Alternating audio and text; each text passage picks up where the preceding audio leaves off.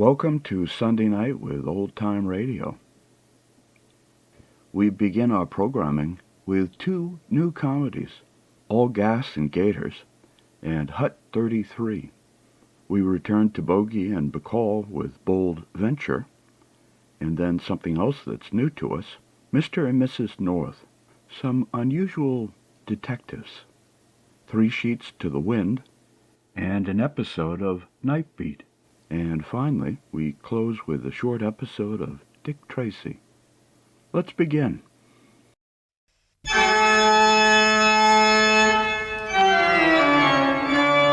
We present All Gas and Gaiters.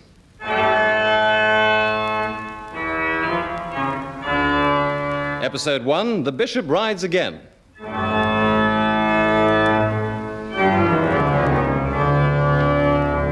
Starring Robert Zahere, William Mervyn, Derek Nimmo, and John Barrett.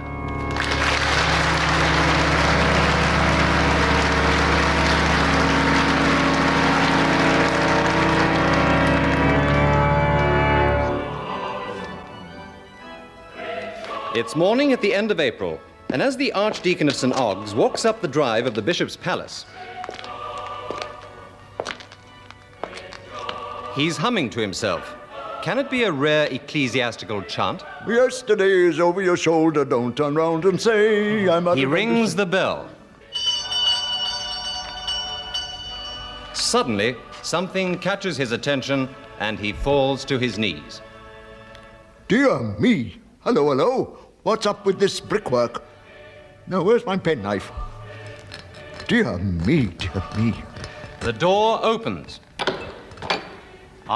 Yes? Oh. Who is it, Newt?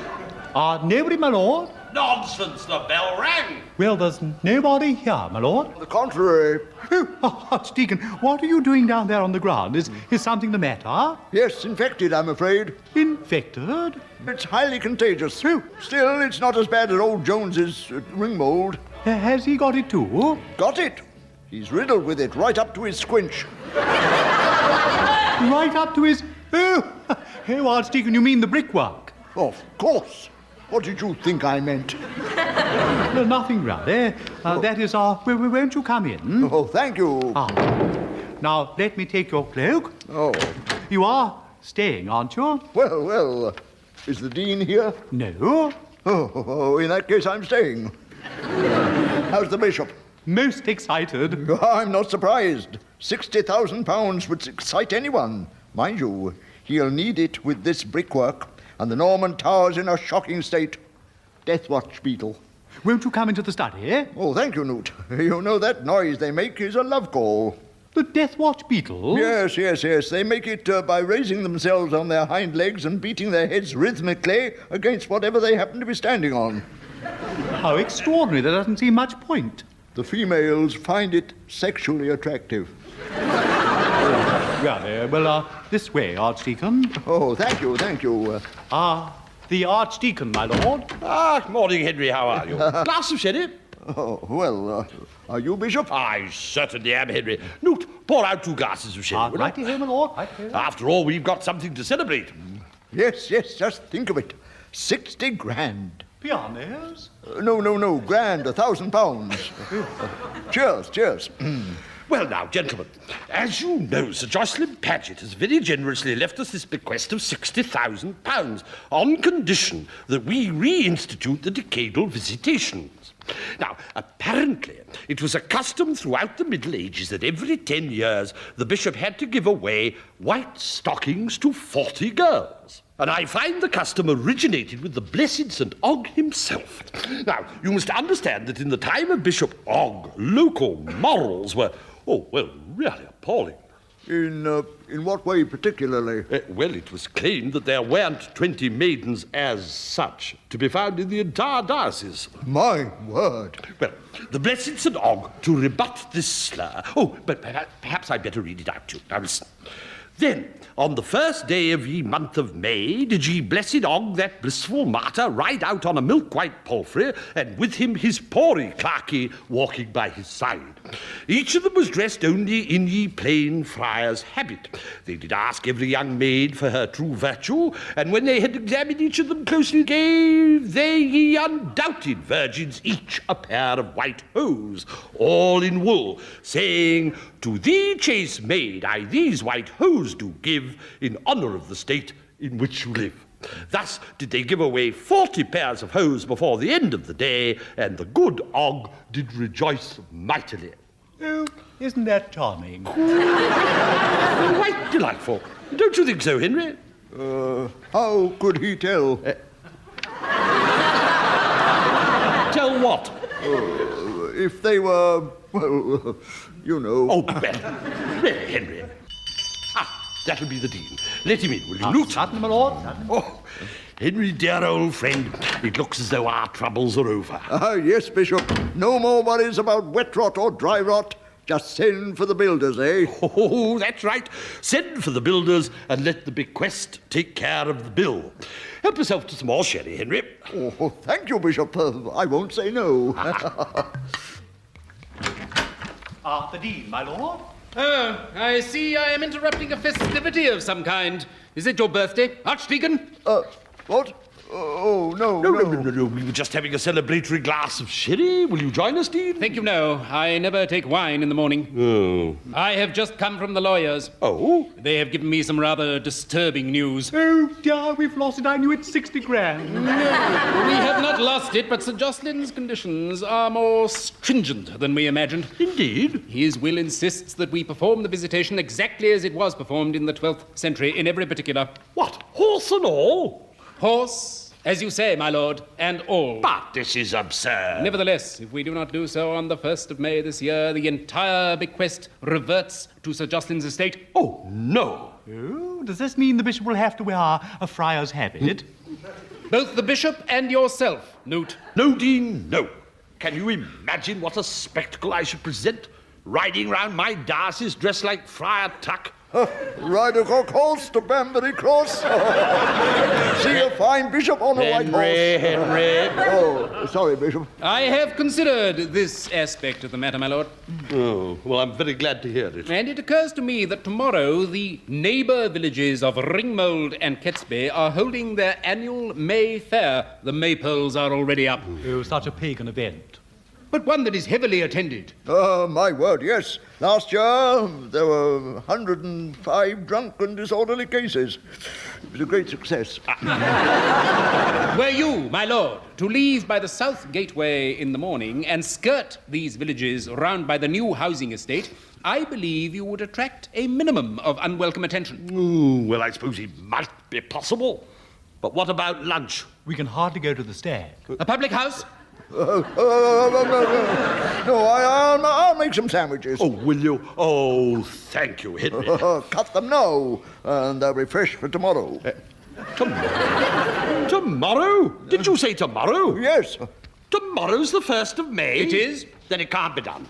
But, my lord, I Well, have of to... course it can't. It's now almost noon. Are you telling me that by tomorrow evening I am to have found a white horse, a friar's habit, 40 pairs of white stockings and 40 virgins? And you know which item worries me the most. I think I can guess. Precisely, Henry. Where in this day and age can I possibly hope to find a white horse?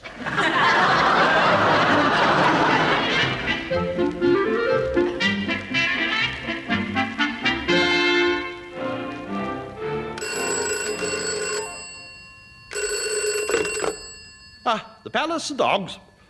Yes, this is the bishop speaking. Dean, yes. Well, we've found a horse. Yes, and the habit has arrived, though I'm bound to say for sitting on a horse I think it's going to be rather tight in the skirt.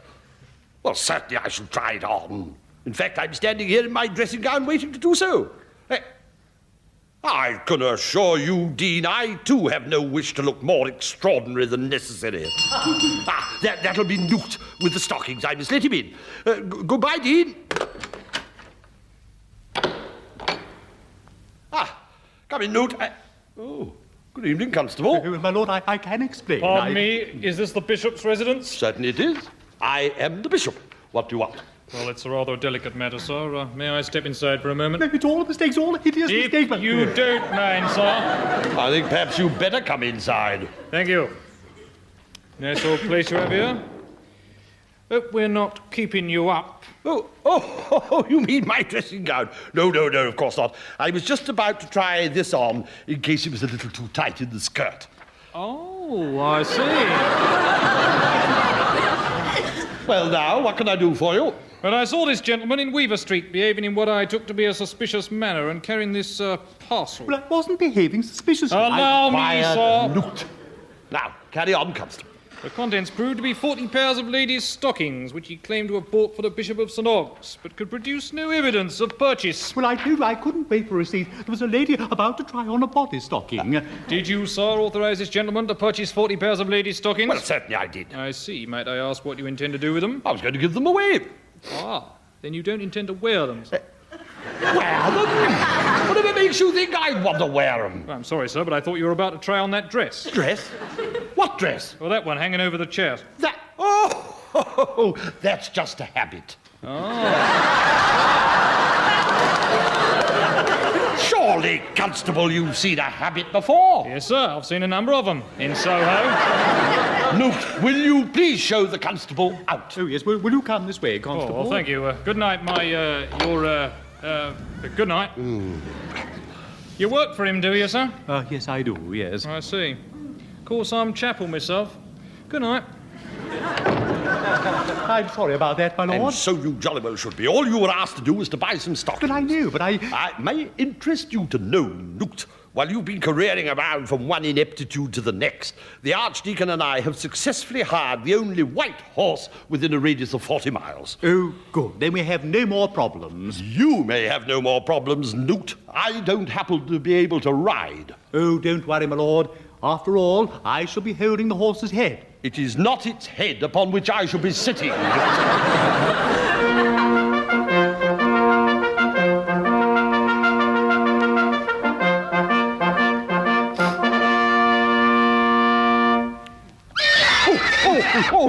No, hold him, Newt. I feel extremely insecure up here. I'm trying to, my lord, but he's very, very restive. Well, give him a lump of sugar then. But you think all this sugar is good for him, my Well, lord? it's very good for me. Do as I say. There you are. There's a good fellow. Good. Well, it seems to have quietened him. Thank goodness for that. Hold him, Newt. Hold him. I'm trying to, my lord. I'm trying to. Morning, Bishop. Henry, what on earth possessed you to blow your horn like that? I want to let them people know I was coming, Bishop, so as not to frighten the horse. My word, you look most impressive, sitting up there in the habit. Never mind what I look like. Let's get going. Oh, well, do you think I could put some socks on, my lord? My feet are freezing in these sandals. You heard what the Dean said, Newt? We've got to do exactly as they did in the 12th century. Yes, but their feet were used to being exposed. Yes, and other parts of them were used to sitting on horses. Well, Henry, you'll meet us at the Ringmole Crossroads for lunch, as arranged. Yes, Bishop, I'll be there. Oh, Henry! Henry! Yes. Don't blow your horn as you drive off, will you? Oh, don't worry. I'll keep my hand here, and then I shan't be tempted to.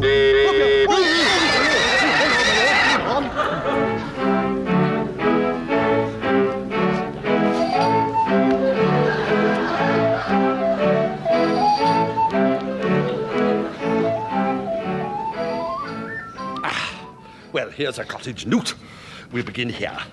Get the first pair of stockings out of your satchel. Oh, yes, here we are, my lord. Revelation chapter 3, verse 20, Newt. Behold, I stand at the door and knock. Don't. Well, what on earth's the matter? Well, what are you going to say? Say, to thee, chaste maid, I these white hose do give, in honour of the state in which you live. No, my lord, I mean the first part. I mean, how will you begin? Well, really, Newt, if a young girl comes to the door, I shall simply ask her for her true virtue. Yeah, but what would you actually say? Well, I shall ask her if she's, I shall just inquire as to her,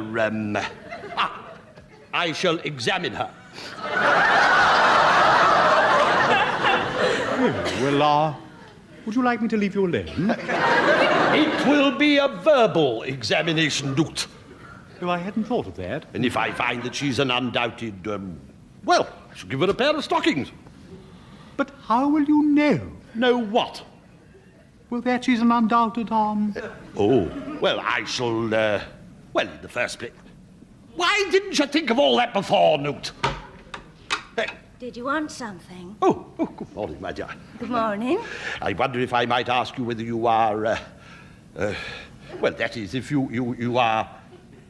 That is just what I fear. Oh, be quiet. If I'm what? If you are, married.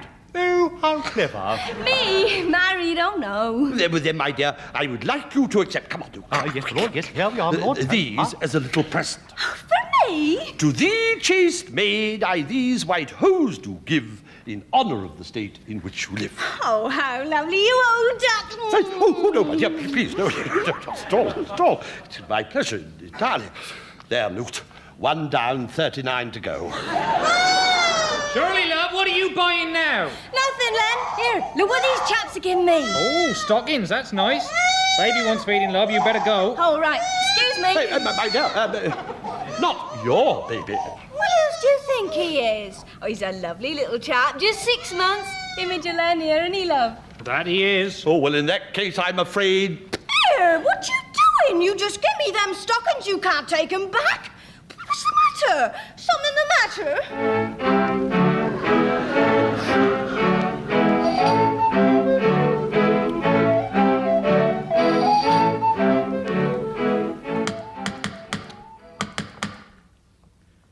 Come on, open up.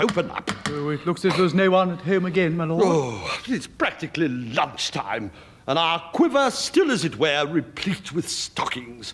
Nothing to look forward to but Henry's fish paste sandwiches. Oh, I do hope they're not bloater. Bloater always brings me out in a rash. Self again, Newt. You really must try to check it. Oh, come on. Mum's out. Oh, hello, my dear. I've got a cold. So I hear. Quick, Newt, here's one. Let's have a pair of stockings. My lord, you can't. I mean, she's only a child. The blessed unspecified young maiden. Oh, don't quibble, Newt. Give me the stockings. My lord, no, I won't let you. I won't. Newt, do as I say. I won't. It's cheating. Rubbish. They did ask every young maid for her true virtue. Remember, young maid. Young, Newt. Young. But not this young. How old are you, little girl? I'm 7. Oh, my lord. Oh, very well. You win. A Pyrrhic victory, I should have thought. One moment. Have you got a sister, my dear? Yes, she's gone to the fair with Mum. I've got to stay in with my cold. Oh, quite. It's a lovely cold, isn't it? Tell me, is your sister older than you? Oh, yes, she's my big sister. And is she, married? Oh, no. Is she engaged? No. Is she, going out regularly with a boyfriend? No, Mum won't let her. Newt! But there you are, my lord. Come along, thank you. Will you give this pair of stockings to your sister with my blessing? Oh, yes, smashing. My sister likes presents. Oh, excellent. Come on, Newt. We must be on our way. Coming, my lord, coming. My sister's 11. What? What did she say? She said her sister was in Devon. Now, come along, Newt.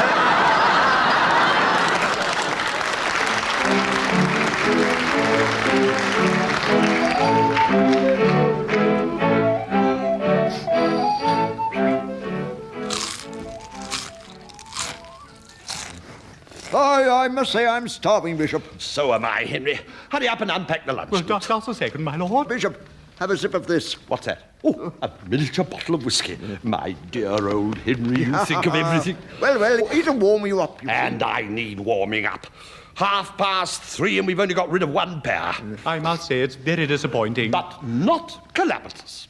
Remember, the fair closes at sundown, and there will be hundreds of young maids streaming home about 8 or 9 this evening. We shall have no trouble with them. Oh, Henry, what have you put in these sandwiches? Oh, that side's bloater and this side's marmalade.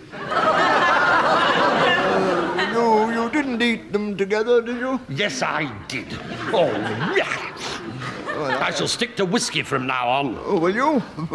Did you say bloater, Archdeacon? Newt doesn't like bloater. No, it brings me out. Oh, well, have a marmalade one and get back in again. Well, I'm not very fond of marmalade either. Oh, this whiskey's doing me good, Henry. Is it, Bishop? There you are. There's just a drop left. Is there? Oh, good. Thank you. Ah, I found you, Archdeacon. Oh, Dean. You're celebrating, so you've been completely successful. Well, in a manner of speaking. Good. I feared you might not remember by what time you must complete your task. Well, of course I remember. Newt? 40 pairs of hose before the end of the day. Exactly. The end of the day. Midnight. Not at all. I feared you might fall into that trap, so I came to warn you. It's sundown. Sundown? But the fair will still be going. However, as you've been so successful... Oh, well, I wouldn't quite say I'll be going. I'm glad to find you in such good spirits. See you back at the palace. Archdeacon, I know you have some cause to celebrate, but please recollect that you're driving. Goodbye. Bye.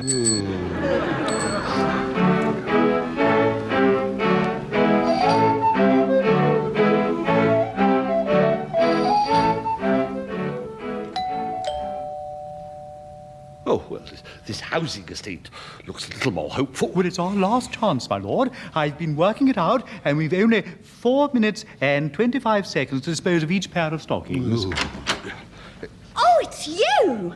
Oh, marvellous. Hang on.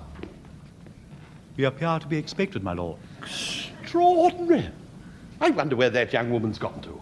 Well, perhaps she has sisters, my lord. Ooh, perhaps it's an RC household. Do you know, my lord, I believe we're on the edge of a breakthrough. Here we are. I've got 5 packets of monk's butter and 3 packets of the cheese spread. Have you? Well, these are affluent times. Now, my dear, I have a question to ask. Oh, I know. And the answer is, I'm fresh as a buttercup, pure as the dew, as golden as sunshine, just waiting for you.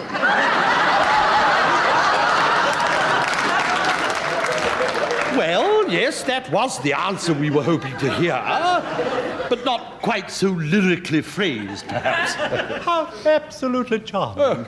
Stockings, Newt. Oh, yes, here we are, my lord. Yes. To thee, chaste maid, I these white hose do give in honour of the state in which you live. Fancy. Here you are.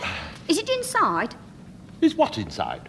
The 30 quid. Oh, there's no money, just stockings. No, white hose. But I've got 5 of butter and 3 of cheese, haven't I? Yes, so you said. Now, Newt, come along, let's be on our way. Oh, no, you don't, Mum! What's that, no? It's these monk chaps. Oh? Look what they give me. Yes, they're a pair of white stockings as a token. What, instead of the cash? Yes. Did you answer the questions right? Yes, of course I did. I answered right, didn't I? Oh, yes, most beautifully. Fresh as a buttercup, pure as the dew. On the fiddle, are you? The fiddle? Oh, you've chosen the wrong house this time, my friend. What's your name? Well, Eva. No, it ain't. I heard that one call him Bishop. Go and see if Ivy's husband's off duty. Right, Mum. And tell him it's a case of fraud. Right. What's up, Missy? Something wrong? Wrong? These chaps are only trying to swindle me out of 30 quid. Madam, I must protest. There's a crowd gathering. Bishop? Oh, it slipped out, didn't it? Well, Mr. Bishop, I'll give you about 10 seconds to hand over the money or else. But, madam, I haven't got any money. What, blown it already round the pubs, have you? Do you hear that, everyone? I suppose you think because I'm a weak woman you can use me as your doormat. Bishop, but what's happening, Bishop? Is something wrong? Oh, you're the manager, I suppose. I don't know what you mean, madam. Well, you've bitten off more than you can chew this time, my lad. I've sent for the police. Police? Yes. Bishop, you didn't ask her if she was, No, Henry, I did There not. they are. Now then, what's all this? Oh, Constable, it's you. Hello. We meet again, do we? Too much. Suddenly, this is all much too much. Bishop, the getaway car. Yes, Henry, quick. Ladies and gentlemen, I should like to wish you all a very good afternoon. Oh, come, my lord.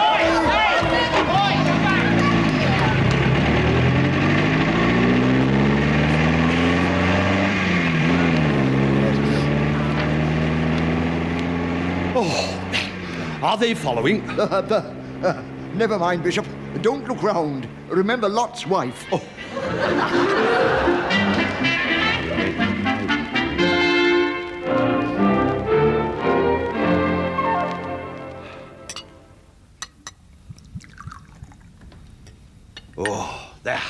Henry, a glass of sherry. Oh, thank you, Bishop.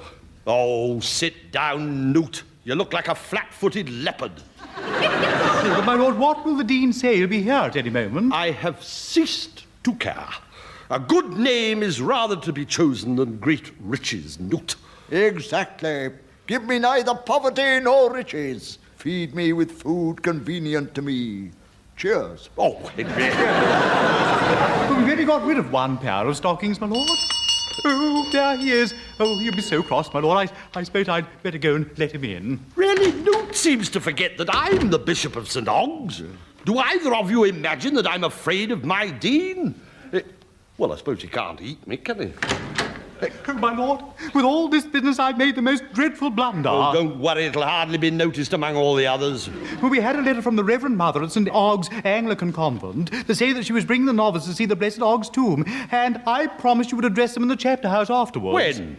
Well, that's just it, my lord, today. They've arrived, and the Reverend Mother is waiting. But I can't, I'm not dressed. Oh, really, this is the last straw. You'll just have to tell her to take the novices and... Did you say novices? Ah, yes, my lord, yes, they're all at the door. How many? Well, the Reverend Mother said about 50, my lord. Henry, did you hear that? Bishop, are you thinking what I'm thinking? Henry, dear old friend, in spite of those doubts which do beset one when the path is steep, it is at moments like this that one knows deep down one is in the right job. Come on, Henry, let's go and perform the decadal visitation.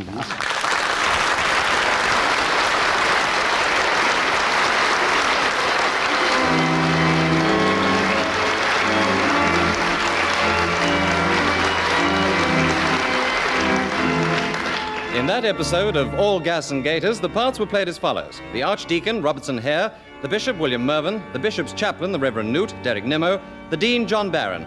Other parts were played by Rosalind Adams, Ingrid Bauer, Anne Davis, and Frank Abbott. The Bishop Rides Again was written for television and adapted for radio by Pauline Devaney and Edwin Apps. The program was produced by David Hatch.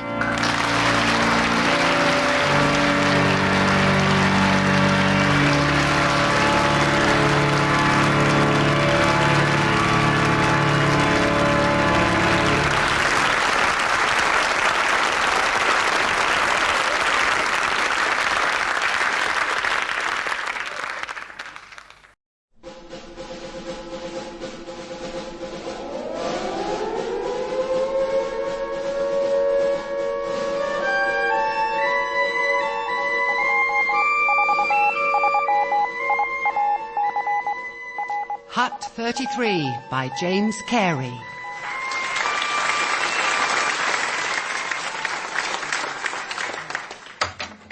Archie, I came as soon as I heard. Congratulations. Thanks, Josh. Some complex maths and some lucky guesses, but I got there in the end. Apparently it stumped all the boffins in Hut 6. May one see the message? Oh, hell's teeth. The Germans have used a second code. No, that's German. That's how they communicate. In Germany. And they encode their messages as well? That's hardly fair. And they all speak good English. Of course they encode their messages. That's why we spend 8 hours a day freezing our knackers off in this metal shack, working with people like Winstanley over there. Come on, Archie. Winstanley's a terrific member of the team and a mathematical genius. He's also naked. Sometimes he forgets to put his clothes on. Winstanley, you're going blue. Put some clothes on. We can't afford to lose another member of the team. Now, what does this message say? Don't look at me. I don't speak German. Nor do I. Roger does, but he's gone. At the risk of sounding picky, we could really do with someone who speaks German. Can't you just read it out really loud? Doesn't really work like that. I know. I'll get on that. I speak German. Yaminka, please! Don't creep up on us like that. How did you get in here without opening the door? When there are enemies all around your country, you'll learn to creep like a killer in the night. You mean a thief in the night? I know what I mean. Right, must be a Polish expression. Hello, Minka. You're looking nice today. This is true. What is message in the language of the pig dog? Here. From the hand of Heinrich Himmler. Himmler? This is going to be big. 5 Paare Unterhosen. The Unterhosen? I think I went on a walking holiday there. Unterhosen is underpants. Oh, I see. 5 pair of underpants, 1 uniform, Eckstein removed 3 Deutschmarks. It's his laundry bill. I spent 3 hours on Himmler's dry cleaning. I think it is practical joke from Hut 6. Very funny. Funny? In Poland, we do practical joke. One time I hit man in face with big piece of wood. It was very funny. Well, they say humour doesn't travel. Still, it's very naughty of Hut 6 to waste our time. They're a bunch of stuck-up public school Nancy boys. They are quite clever, inventing that massive computing machine. Shut up. Right, back to work, everyone. Oh, and don't forget, tomorrow night's the first round of the Inter-Hut Bridge Tournament. There you go, Gordon, a pint of our finest. Can you charge it to my room? And a glass of something for a lady? No, it's just me. Well, until Archie gets here. You two have got to raise your game. There's the war on. If you can't get your end away now, you might as well forget it. Mrs. B, I'm doing my best. Always remember that if it comes to Nookie, the air raid is your friend. Right. Why? When your date's clinging to you for dear life, it's the perfect time to give her some tongue. Mrs. B? Fine, have it your way. Well, you won't get any your way. There's this girl I work with called Minka. She's Polish. You sure you want to get involved with someone like that? She's so beautiful and mysterious. So's Wookie old, but I wouldn't go in. I should say something to her, shouldn't I? Do the decent thing. You military types. Mind you, Bomber Harris wasn't exactly shy. They do say the bomber always gets through. You slept with Air Marshal Harris? You see, things happen in air raids. So wait for the next one, sit next to Minka, and bingo. If you don't mind, I'm not going to delegate my love life to Hermann Goering. I've had him. Goering and Harris? Got stuck in Berlin in the last war, so I made do. But Goering was the enemy. Always good to keep your options open. Ah, there's Archie. Do excuse me.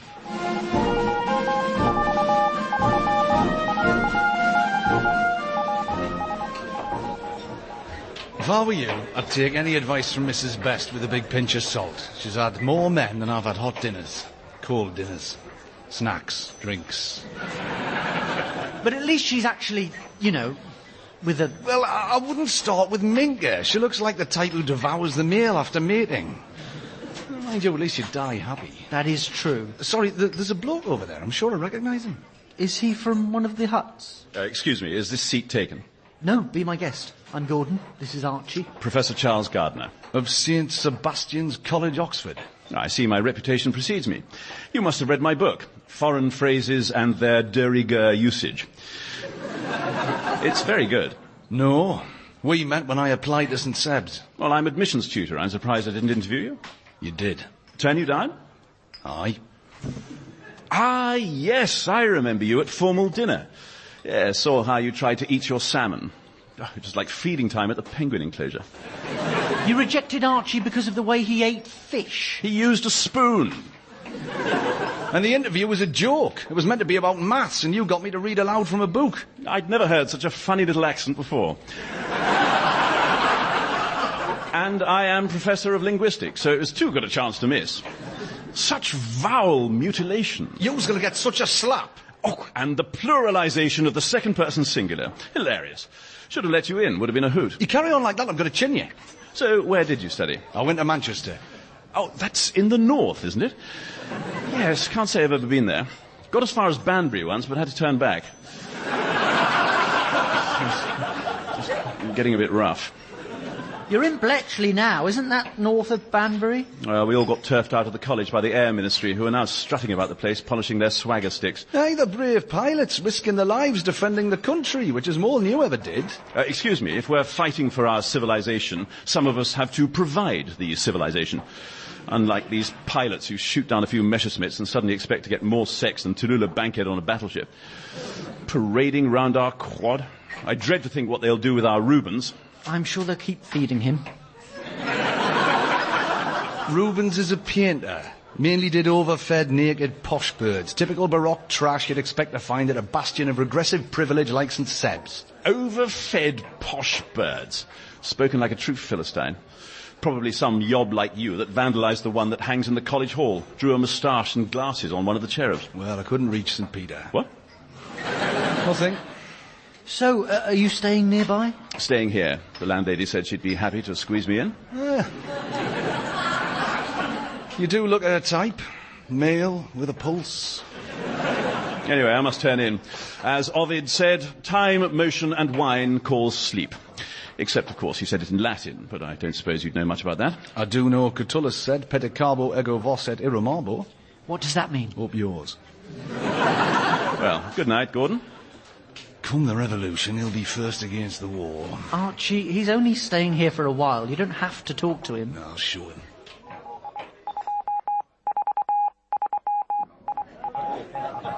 Last orders at the bar, please. Excuse me. Oh, hello, Professor. Nice dressing gown. Is that silk? Satin. The pyjamas are silk. From Paris. Oh, Paris. I was there in the 20s. Degas, Monet, Renoir. Are you an art lover? You could say that. Now, is everything to your satisfaction with the room? I can't seem to find the, Outside, dear. Oh, this war had better be worth all this. Ah, good evening, Mrs. Best. Ooh, that professor's a bit of all right, isn't he? Yes, well, if you're still serving, I'll have a half bitter, please. Josh, glad you're here. Something's happened. What? I cannot tell you. Top secret directive. Right, I understand. Hush, hush, is it? Even more top secret than that. It's hush, hush, hush. Yikes, 3 hushes? That is secret. Told you. Early this evening, I received a document cleverly encoded to look like a pub menu. That's incredible. It looks exactly like the menu here. Makes you proud, doesn't it? Anyway, I don't need to tell you that it says this pub has been temporarily requisitioned by MI6 and may not be entered without the password until further notice. Right. Leave this to me. This pub is now a secure area. Hello? Halt! Who goes there? None of your business. Look, it's freezing out here. Just let me in, you cretin. Oh, no. You're not getting around me that easily. Just open the door, will you? This is now a safe area. Step away from the door. I have a gun. And I consider you to be dangerous. Oh, sorry. Sorry.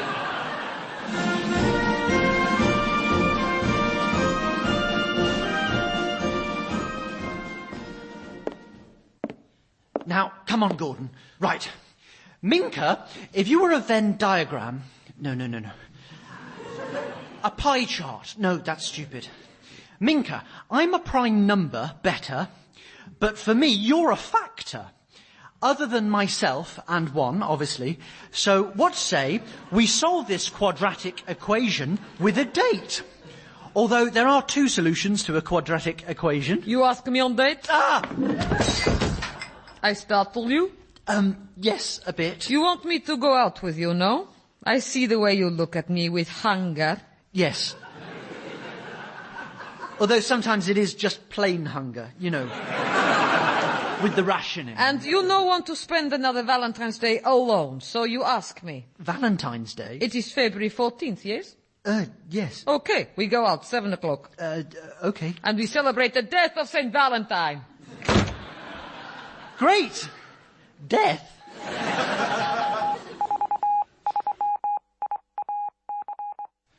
And you kept Charles out all night? Absolutely. Reminds me of the time I had to keep watch at Dunkirk. A colonel asked me to stay behind. On Dunkirk Beach? Yes. I was the only one, so it was clearly important. What happened? Well, as instructed, I stood there waving my arms in the middle of a cross in the sand in the special red suit, and after a few hours of shelling, I went for a paddle and got swept out to sea and picked up by a frigate. Oh, you should have seen the colonel when I saw him back in Blighty. He was so moved. He actually wept. Excuse me, is this Hut 33? Halt! Who goes there? God, I'm not going through this again.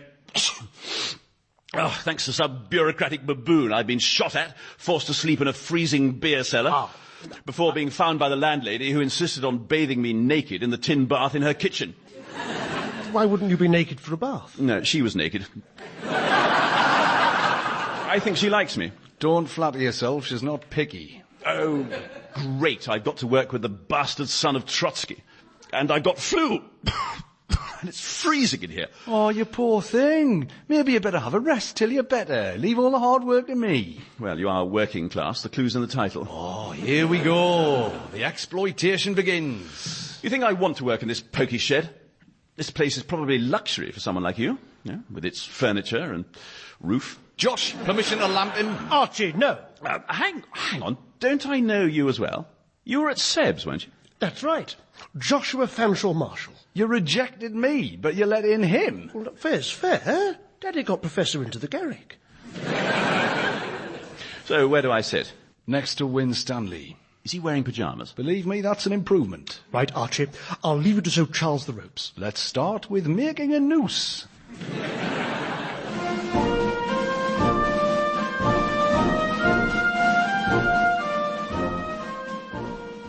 And we're currently breaking the German Merchant Navy's code.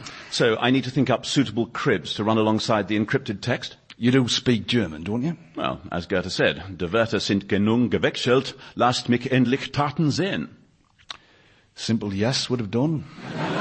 Yes, or why I, as they say in your part of the world.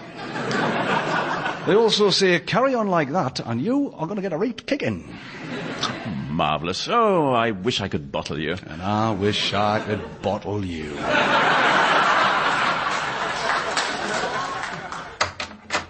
OK, Joshua, this is Hut 33 here. Ah, yes, I lost my bearings again. Just remember it's the one after Hut 32. But I can see how a grid system of huts with big numbers on them could be confusing. Absolutely. OK, Gordon, get the cards. We need to practice for tonight. What is happening tonight? It's Inter-Hut Bridge Tournament. I've just heard we're up against Hut 6. It's payback time. Well, there have been developments about the Star Prize. We're getting quite a lot of traffic about Crete. Might be Hitler's next target. Oh, no. That's awful.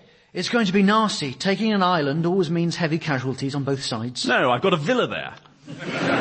Oh, boo-hoo. Archie, about this bridge tournament. I'm now busy tonight. Busy with what? Don't any of you realise what today is? Anniversary of Karl Marx's death. Isn't it the Feast of St. Quentin's? Have I forgotten my own birthday again? It's Valentine's Day. Oh. And I've got a date with Minka, and I won't change it. I can't change it. Why not? Because I'm really quite scared of her. Oh, what rot! Who's in charge round here? Minka. She is rather forceful, isn't she? Oh, dear. All scared of a little lady, are we? Well, I'm sure someone of your age and experience could talk her round. Probably. An arm round the shoulder can achieve an awful lot in this situation. Well, there she is, outside. Minka! An arm round her shoulder? Are you trying to get him killed? Aye.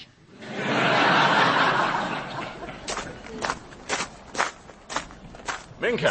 Who are you? Professor Charles Gardner. I'm the new bug in Hut 33. About this date with Gordon tonight. You put your arm on shoulder. Oh, just being friendly. You I kill with one hand. My left hand. The girly hand. I'm sorry? It's quite a grip for a lady. Or a man, come to that.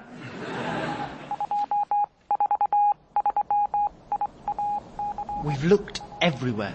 So he must be in the coal shed. No, Minka, I've eaten 2 lumps, I swear. And I'll never... Oh, it's you. Oh, well done. Just familiarising myself with the site. Yes, I see. This is where they keep the fuel. Good.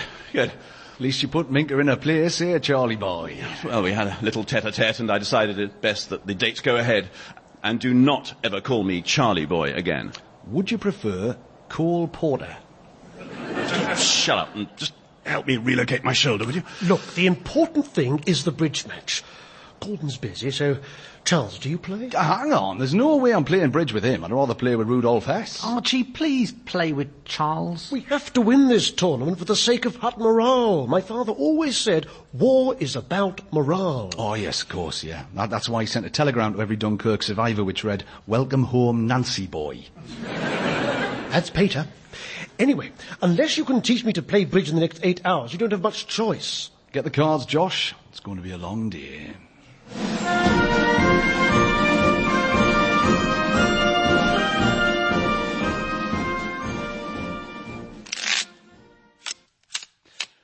OK, so we deal out all the cards. Right. Now, hang on.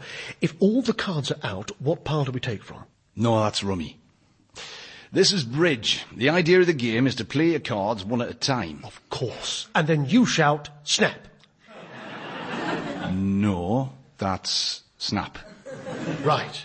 Now, you sort your cards out into suits. And then I give you 2 shillings. No, that's... What game is that?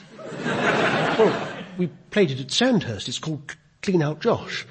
I never fully got the hang of it, but they were more than happy to let me play. And we played Today's Payday and Shirt Off Your Back.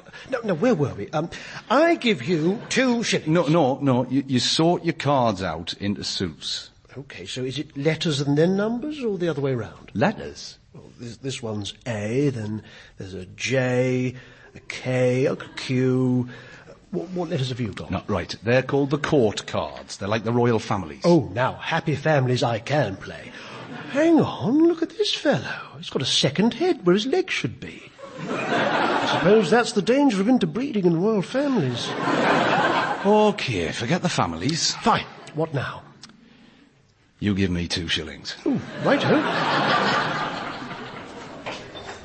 Good evening, Mrs. Bess. Oh, shall I run you another hot bath? No, thank you. I'm sure a bottle of your finest wine will suffice. Oh, Gordon, all dolled up for your date with Minka. Yes. How do I look? Like a Christian in the Colosseum wearing a meat toga. Charles. Gordon, have you ever been on a date before? No. Well, no. I once took my sister to the movies, but that's not the same, is it? Only in Somerset. Now, it's a clear night, so if you're lucky, there'll be an air raid. I don't want to take advantage of her. You know, it's a first date, so I just want to soften her up a bit. Well, use a blowtorch.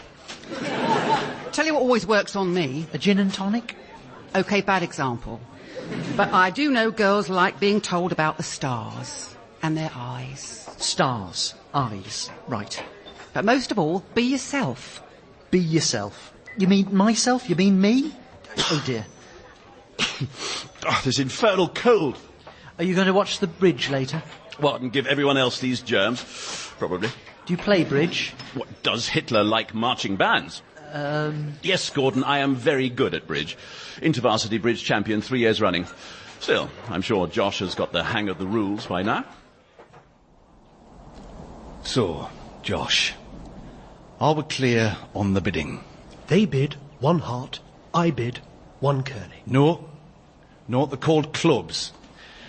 And if they go 1 heart or 1 spade, the only one left is no trumps. Trumps. Give me strength. Hello, Gordon. All ready for the big grudge match? We're a winning combination. He's got the brains, I've got the cards. Go inside, see we're nearly ready. Righto. Archie, can't you see how stubborn you're being? No. But if you played with Charles, you'd thrash Hut 6. I've got my principles. But Josh is the son of an aristocratic general. Yes, but if we win, it'll obviously be my doing because everyone knows Josh is thicker than a pair of Polish thermal pants. Anyway, if I were you, I'd be more worried about my date with the she-wolf of Warsaw. It's okay. I've got loads of material about the stars. They're created through an equilibrium between the compressional force of gravity and the outward pressure of radiation from... Gordon, are you seriously going to tell Minka all this? Mrs. B said talk about the stars. And her eyes. Let me guess. Eyes are globular organs in her head through which people and vertebrate animals see. Focusing images onto a retina, which is processed by the brain. In the case of invertebrates, corresponding visual or light-detecting organs... Gordon, I don't think that's what Mrs. B meant. What? You're joking. Cheer up. I heard a story of some complete idiot in Hut 7 who tried to express his love for a girl in the form of a simultaneous equation. What was that? Nothing. So, how am I meant to talk about the stars? Talk about the constellations, Orion, Andromeda, and all that classical crap they made you learn at your prep school. Here she comes. She must be freezing in that dress. What there is of it. You're in for a good night.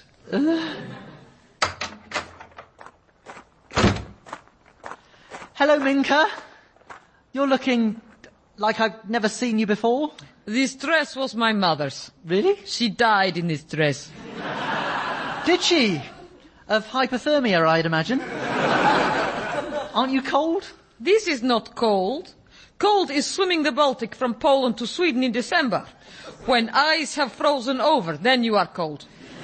Yes, of course. Your eyes. Your eyes are like the stars in the heavens. Stars? Absolutely. See that star there? That's Andromeda, who was rescued by Perseus. And that's the great hunter Orion, who was turned into stars when he died. You think ancient gods put them in the sky? What are you, crazy? I don't think that, no. As far as I'm concerned, they were created through an equilibrium between the compressional force of gravity and the outward pressure of radiation from the internal thermonuclear fusion reaction. But I'm just a mathematician. What would I know? Don't stop. You all right? You look a little flushed. Tell me more. The stars are gaseous spheres consisting primarily of hydrogen and helium. Yes. And shooting stars, like that one, aren't actually stars. They're meteors. Although there are quite a lot of them tonight, coming quite close. Take me. Take you where? Take me. Oh, right. Oh. One spade. Yes, one spade. No, you can't bid one spade because he just did. OK, one curly. You have to bid two of something, unless it's one no trumps. Don't. Excuse me, you're not allowed to speak. Well, shut up then. OK, two hearts. Two spades. Three hearts. No bid. What now?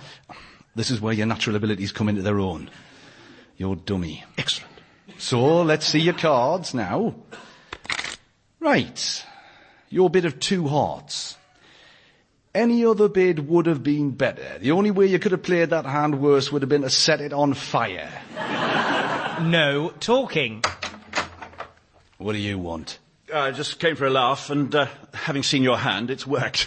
You can make sure these two aren't cheating. Hey, I'm going to win this fair and square. Jack of clubs and that trick's mine. Now, let's try two of diamonds. Now, what's going on?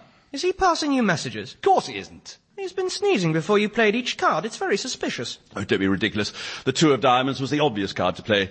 It's predictable, but what do you expect from a tedious, chippy Marxist? Hey, personally, I'd have played the nine of clubs. Now, that is definitely cheating. I'm playing the two of diamonds. Psst, Archie, when do I give everyone 2 shillings? Bribery! Stewards! We're not cheating. Club's honour. That went all over me, you idiot! Well, I'm ill. I can't help that. Come here, I'm going to give you Yeah, you're not punching a fellow at St. Sebastian's College, Oxford, while I just stand here. You hold him, I'll punch him. Archie! Hot 33 disqualified. Looks like we've taken you to the cleaners again. Right, that's it. Ow! Oh, get off! Good! On the end!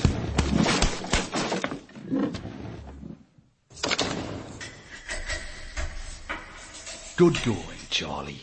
I had hut 6 just where I wanted them in that point of the match. Oh, you were playing bridge. I thought you were just taking part in a circus act and throwing cards at a chimp. At least I didn't sneeze all over everyone.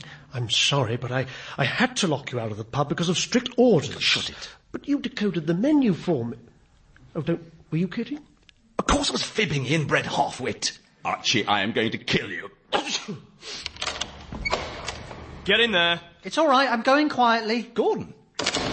Look, this is meant to be solitary confinement. From the Latin solus, meaning alone, ignorami. Gordon, what are you doing here? Minka got into a fight in the air raid shelter. Said Turing was looking at her in a funny way. I tried to point out that Turing didn't look at women in any way. But she insisted I defend her honour and fight him. There was a scuffle. You stuck it to Turing. Nice one.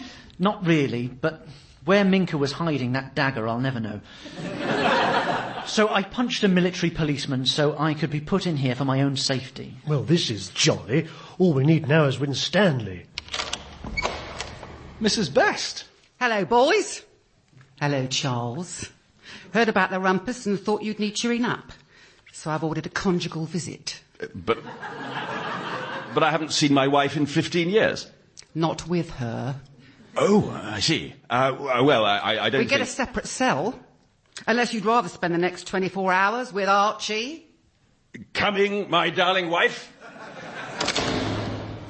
So we lost the bridge. Well, it's the Interhut Shove Halfpenny next month, so let's start training early. I agree. You give me 2 shillings. Oh, righto.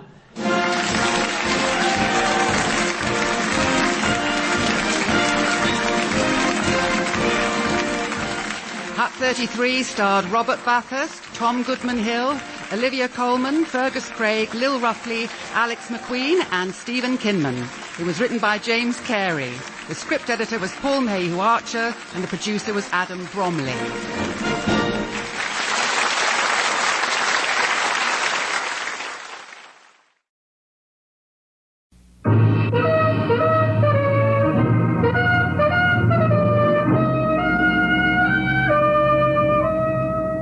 Bold Venture. Adventure, intrigue, mystery, romance, starring Humphrey Bogart and Lauren Bacall.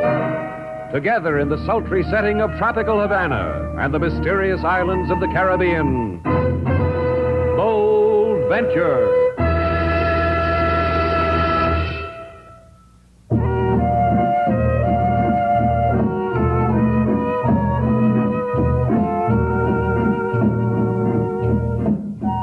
Once again, the magic names of Humphrey Bogart and Lauren Bacall bring you Bold Venture and a tale of intrigue and mystery.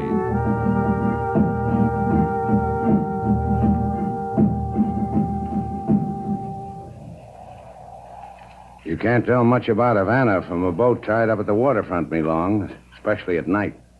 But you like Havana. It is a strange place. But to one who has lived her life in China, all other places are strange. It won't be that way for long. There's a little bit of all the other places in Havana. Mr. Shannon. All right, I'll get your suitcase, me Oh, long. no. Oh, no, that is not it, Mr. Shannon. It is the other thing. Why did Sam Chu have me brought here to Havana? You mean you don't know? I know only in Shanghai a letter came to me from Sam Chu. A letter with money, with instructions. Then a man came with more instructions and took me away from Shanghai. Why, Mr. Shannon? If I'd known you were in Shanghai, I might have brought you here myself. What manner of man are you, Mr. Shannon? I run a hotel, I own a boat. I meet freighters somewhere in the Caribbean. Because I have a client named Sam Chu who's in a hurry to see a girl named Me Long. Hello! Anyone aboard? Yeah. Is your name Slate Shannon, sir? That's right. Good. Excellent. Come aboard, Mickey. We'll talk to Slate Shannon. How do you do, Mr. Shannon? Say, what is this? What do you guys want on my boat? Let me hold the gun, Mickey, so Mr. Shannon can see it better. Good. You did that very well, Mickey. And you, young lady, how do you do? Mr. Shannon, who are these men? The lady asked a question. We're friends of yours, Mr. Shannon, and hers. The closest friends you have in the world. Don't you think so, Mickey? Mickey can't talk. He just agrees with me. Don't you, Mickey? You see, what did I tell you? Now that I know who you are, off the boat. You hear that, Mickey? He wants us to get off the boat. To pick up the thread of the conversation, Mr. Shannon, what we want is the statue. The Kuan Yin the lady brought with her from China. You know what they're talking about, Me Long? I have brought nothing from China. A suitcase. That is all I brought from China. Does that end our conversation, close friends of mine? Mickey and I think the Kuan Yin is on this boat, Mr. Shannon. Don't we think that, Mickey? Well, then ask Mickey where it is. With my holding a gun on you, you say that? Say, look now. Go ahead, Mickey. Well done, Mickey. Easy, easy. There'll be other times, Mickey. Mr. Shannon will not disturb us for quite a while. So, young lady, where is the Kuan Yin? I do not know what it is you want. Search the boat, Mickey. Start with this suitcase. Now, let us assume, dear young lady, that the Kuan Yin is not aboard. Where did Mr. Shannon stop this boat and hide it? Do not touch me with your hand. It offends you, my dear? Yes. Yes. You slapped Zender. You slapped Jeffrey Zender. That's most unfortunate. Most unfortunate. I detest killing. Now I'm afraid, dear young lady, your body will be washed up upon some shore, and someone will wonder why.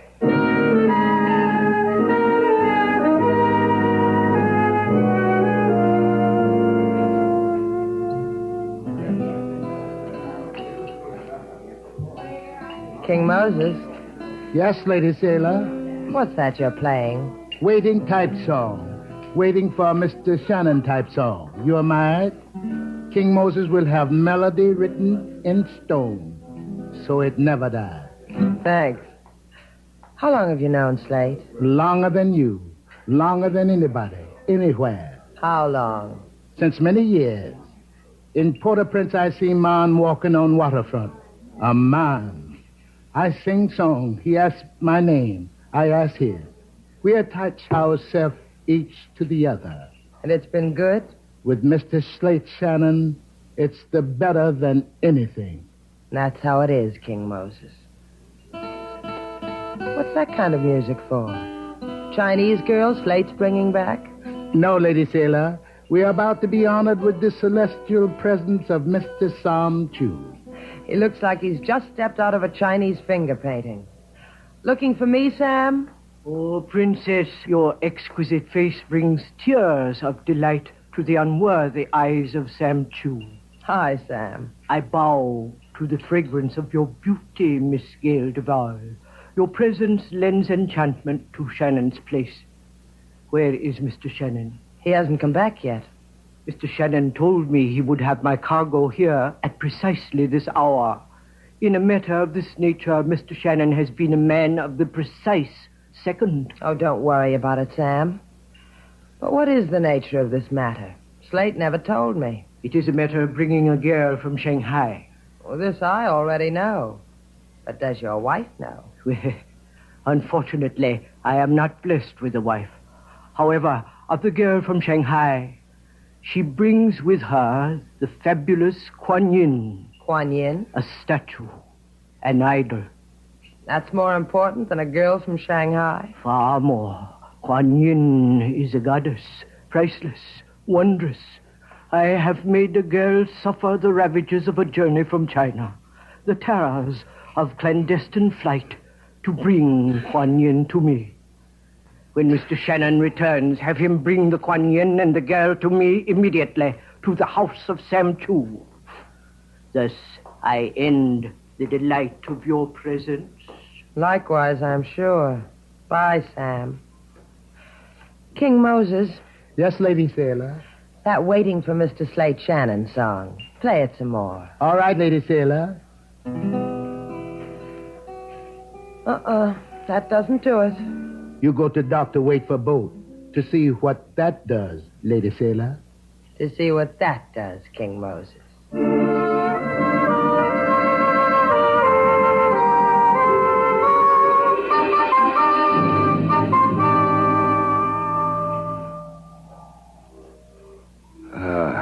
Lie still, Slate.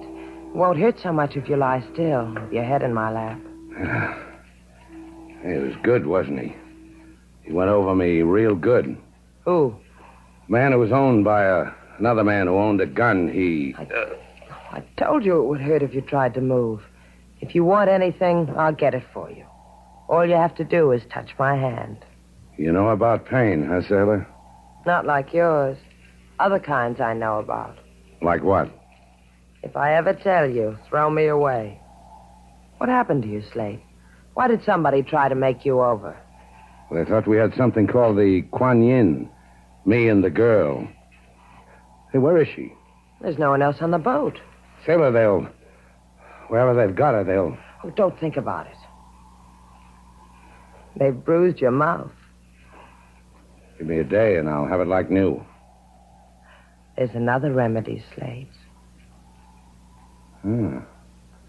Wasn't bad.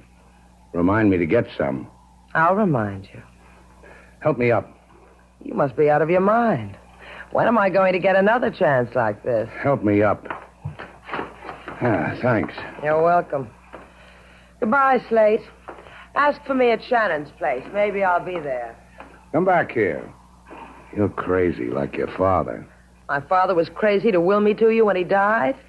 What else could he have done with me? He could have turned you over to decent people, to safe people. People who don't get beaten up, who go on Sunday picnics, walk in a park.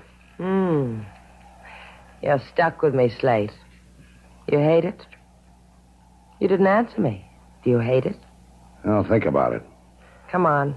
Put your arm around my shoulder and I'll take you back to the hotel. We call on Sam Chu. But, Slade, you're hurt. You can't go. We call on Sam Chu. Tell him I messed up his mission. To ask him why I did. Anything you want, Slade. To ask him why he hired me to pick up Me Long. Why she disappeared. Why a man beat me up for a statue I didn't have. I can steer a fine course to the house of Sam Chu. Just keep the arm around my shoulder.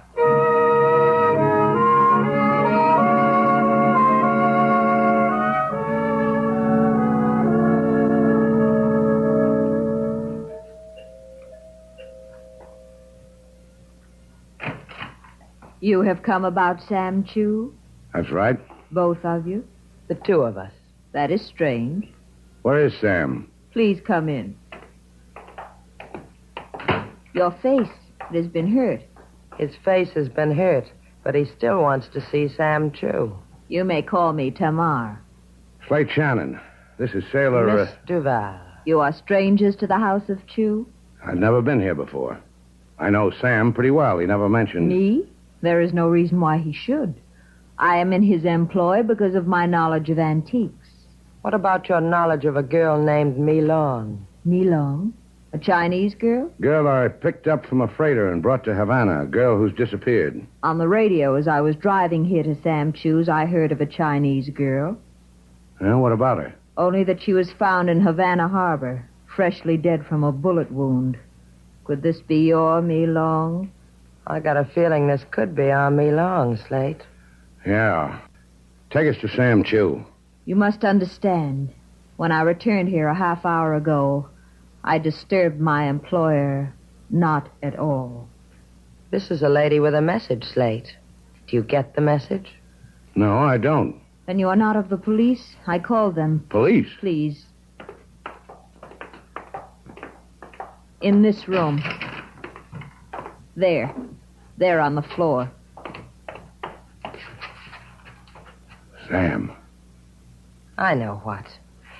You're going to tell us he's dead, aren't you, Tamar? Precisely. If you can bear to look, there is a silk cord about his throat. Isn't that unfortunate, Miss Duval?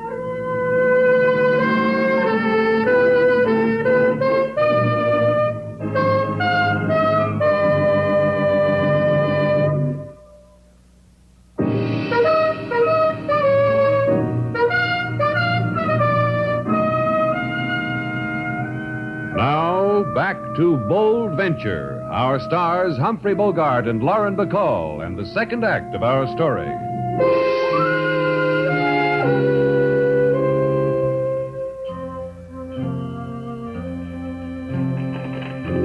Quite a sight, huh, Sailor?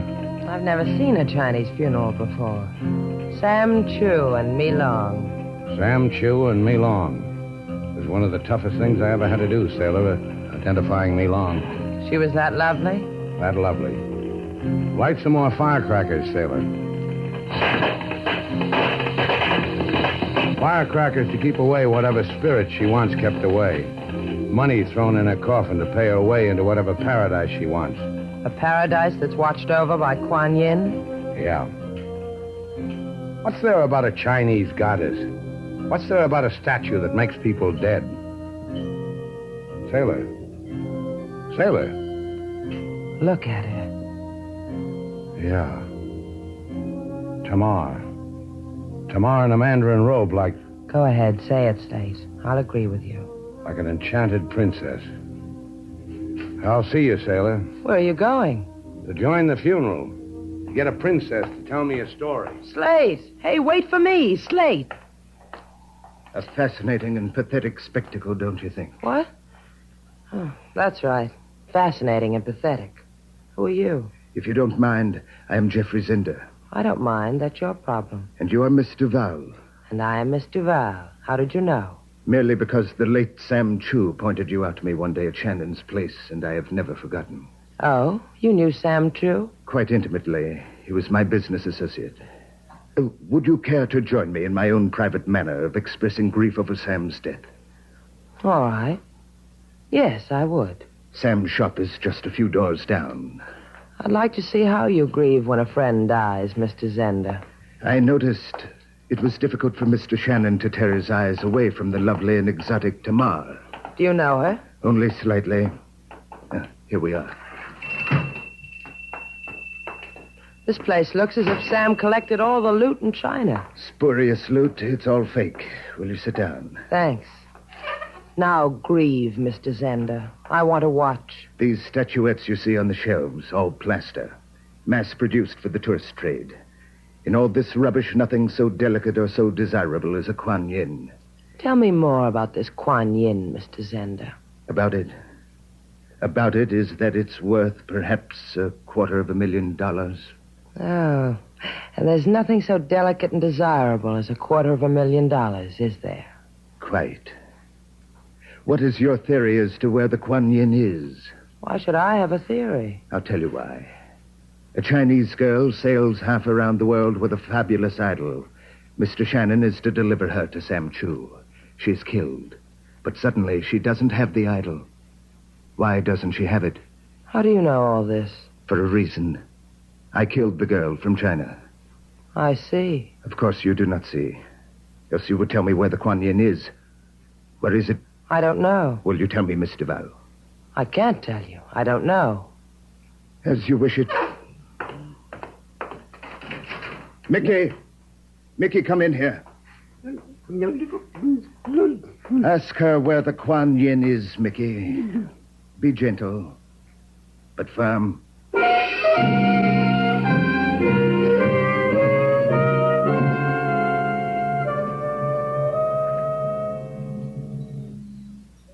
I knew you would come back to me, Slate Shannon. And we both knew it, didn't we, Tamar? I saw you when you were watching the funeral procession. It was a very long funeral, and all the time your eyes were on me, as they are now. You find me desirable? An understatement, Tamar. Guy wants a lot of things. Some of the best a mark don't touch. I am not fragile, Slate. I will not break. You may touch me. Anything you say. You see, I am not an illusion. Here, I will show you. Yeah. I see what you mean. It is said the goddess Kuan Yin could kiss a wound and make it vanish. The image of her is believed to be just as miraculous by some. It is a pity she has been lost, is it not? Yeah. Maybe if Kuan Yin weren't so miraculous, the girl I picked up at sea, Mi Long, would still be alive. And Sam, too.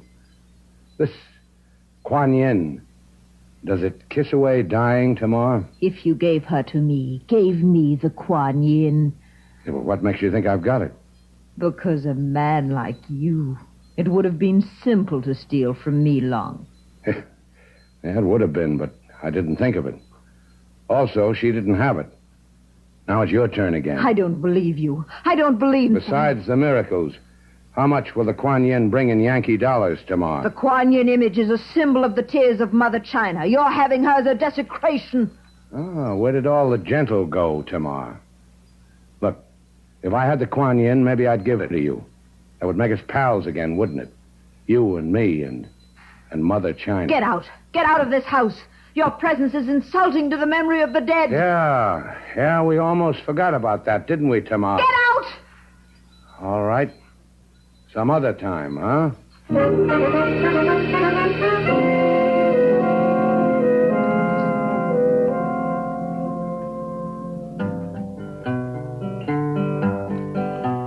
Mr. Shannon, he taken his boat on ride.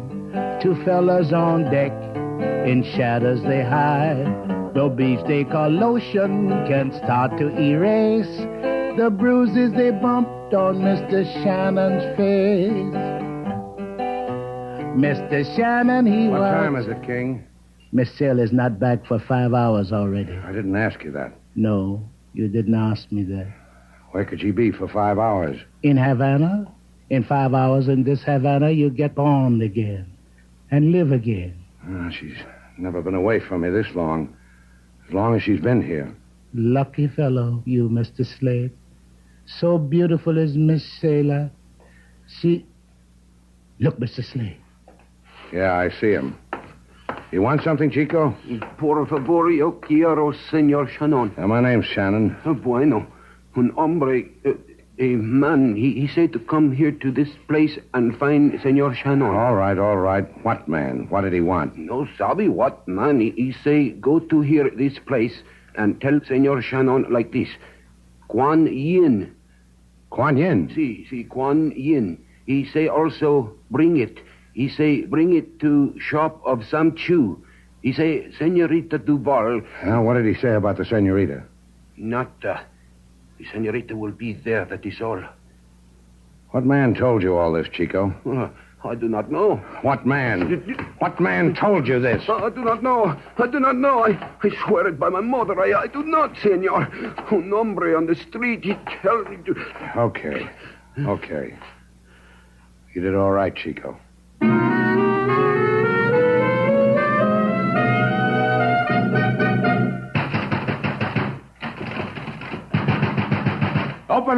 Open up! Mr. Shannon. Where is she? Where's Miss Duval? Come in. You're very prompt, Mr. Shannon. I asked you something. I asked you, where is she? Ask politely, Mr. Shannon. This gun at your stomach says, ask politely. Come. Miss Duval is in the back room. Through this litter of Sam Chu's vulgar tourist art. Through beaded curtains. Also vulgar. Miss Duval. Mr. Shannon. You all right? Just untie me, Slate. These ropes keep doing things to my wrists. Oh, they're bleeding. No comments. Just untie me. Sure. Not quite so fast, Mr. Shannon. Not quite. You forget 2 things. 1, this ugly little beast in my hand. 2, the exquisite Kuan Yin. Oh. We barter, huh? I give you the Kuan Yin, you give me Miss Duval. Precisely. The man strikes a hard bargain, Slate. Yeah, I remember. He's got a hammer named Mickey. Mickey will trouble no one anymore. Oh, he'll be washed up on the beach like me long. Exactly. As Flotsam. Or is it Jetsam? Jetsam. I never can remember the difference. And now, Mr. Shannon, now that we've touched gloves, the Kuan Yin, please. No, you just don't understand how it's going to be. First, I release Miss Duval. Then I take her home. Then you get the Kuan Yin. You didn't bring it with you?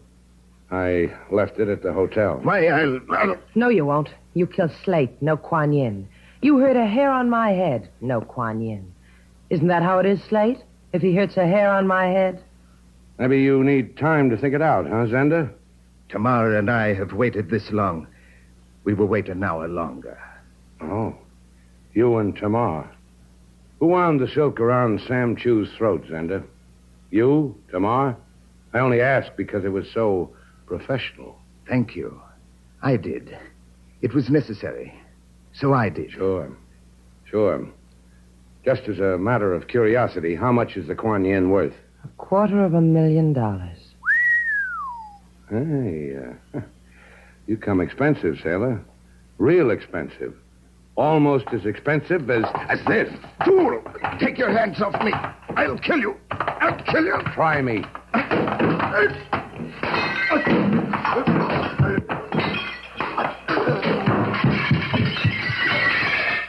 Now you can untie me, Slate. Yeah. You did good. Yeah. Now, let's go, sailor. Wait a minute. Look, over there in the corner.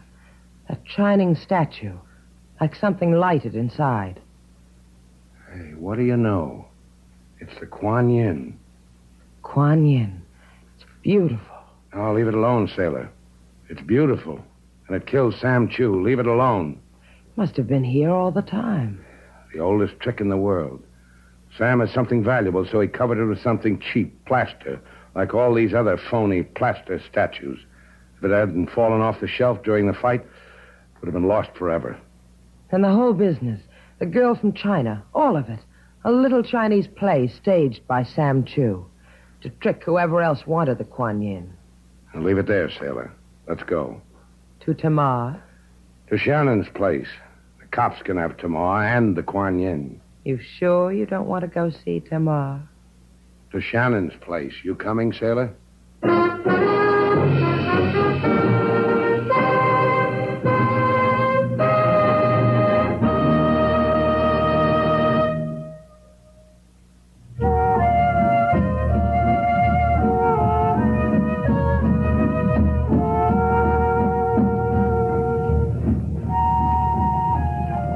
Take the wheel, Slate. All right. I like this. Night, moon, trade winds, boat. You ought to like it. This boat cost me a lot of money. I paid half, remember? Yeah, that's what I said. You paid half. Take the wheel, sailor. What's the matter with you? I'm in pain. My mouth hurts. Take the wheel. All right. Hurts bad, huh? Awful. Take the wheel. All right. Slate. Yeah, sailor? Hey, who's got the wheel? Be still, Slate. What can we run into in the middle of the Gulf Stream?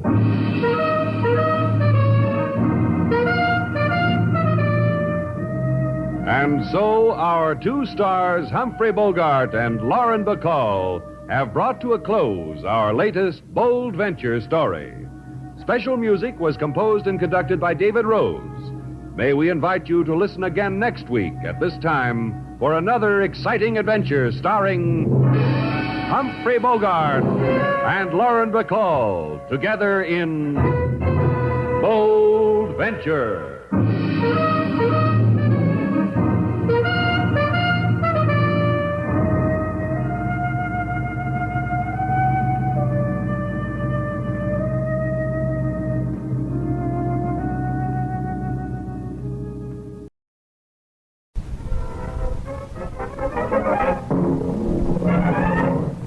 We'd like to introduce you to Mr.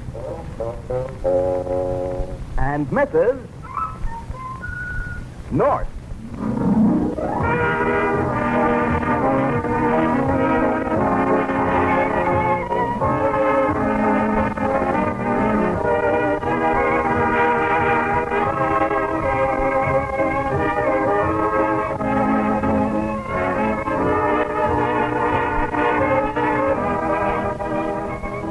Good evening, ladies and gentlemen, and welcome to this new series of programs, which each week at this time will present America's most attractive young couple, Mr. and Mrs. North, starring Peggy Conklin in the role she created on the Broadway stage, with Carl Eastman as Mr. North.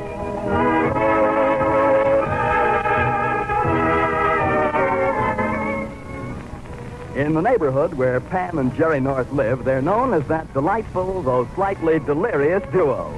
To Mr. Robinson, the grocer, there's no customer whom he'd rather wait on than Pamela North, even though she occasionally pays her bill with an unsigned check. Over at the Dodson Publishing Company, Jerry North, rising young editor, not only discusses Eugene O'Neill with the president, but also Dick Tracy with the office boys. In short, Pam and Jerry will often amuse you, sometimes confuse you, but will certainly never bore you. As our story opens, it's early Sunday morning. So now, let's meet Mr. and Mrs. North.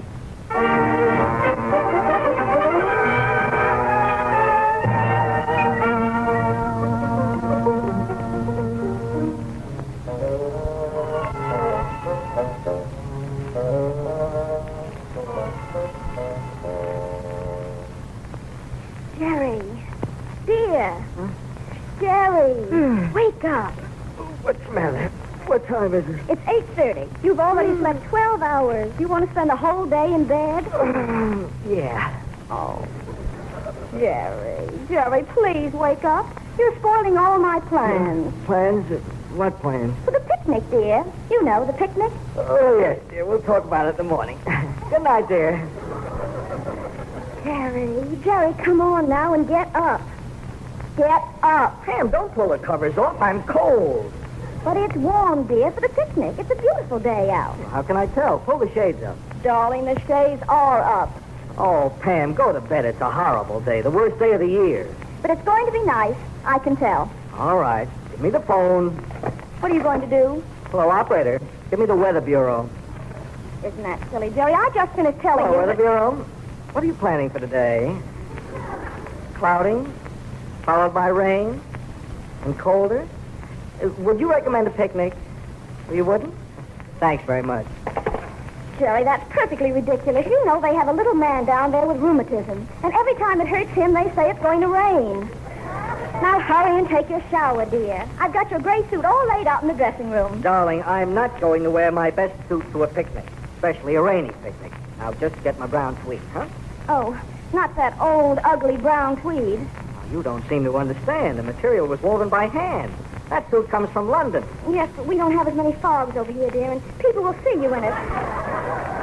Now hurry, Jerry, come on. By the way, Dr. Livingston, who's making this trip with us?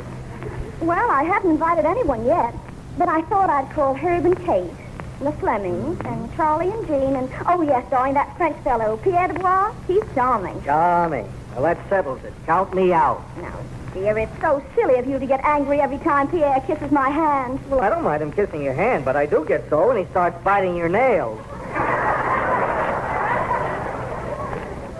Jerry, you do love me, don't you? Yes, I suppose so. Well, say you do. All right, I love you. And I love you, too. Now put on your gray suit, dear. I'm telling you right now, if Pierre Dubois I'm goes... only inviting him for your sake. He can gather wood and make the fire. And besides, he knows all about the birds and the flowers. Really? Do you think his mother should have told him?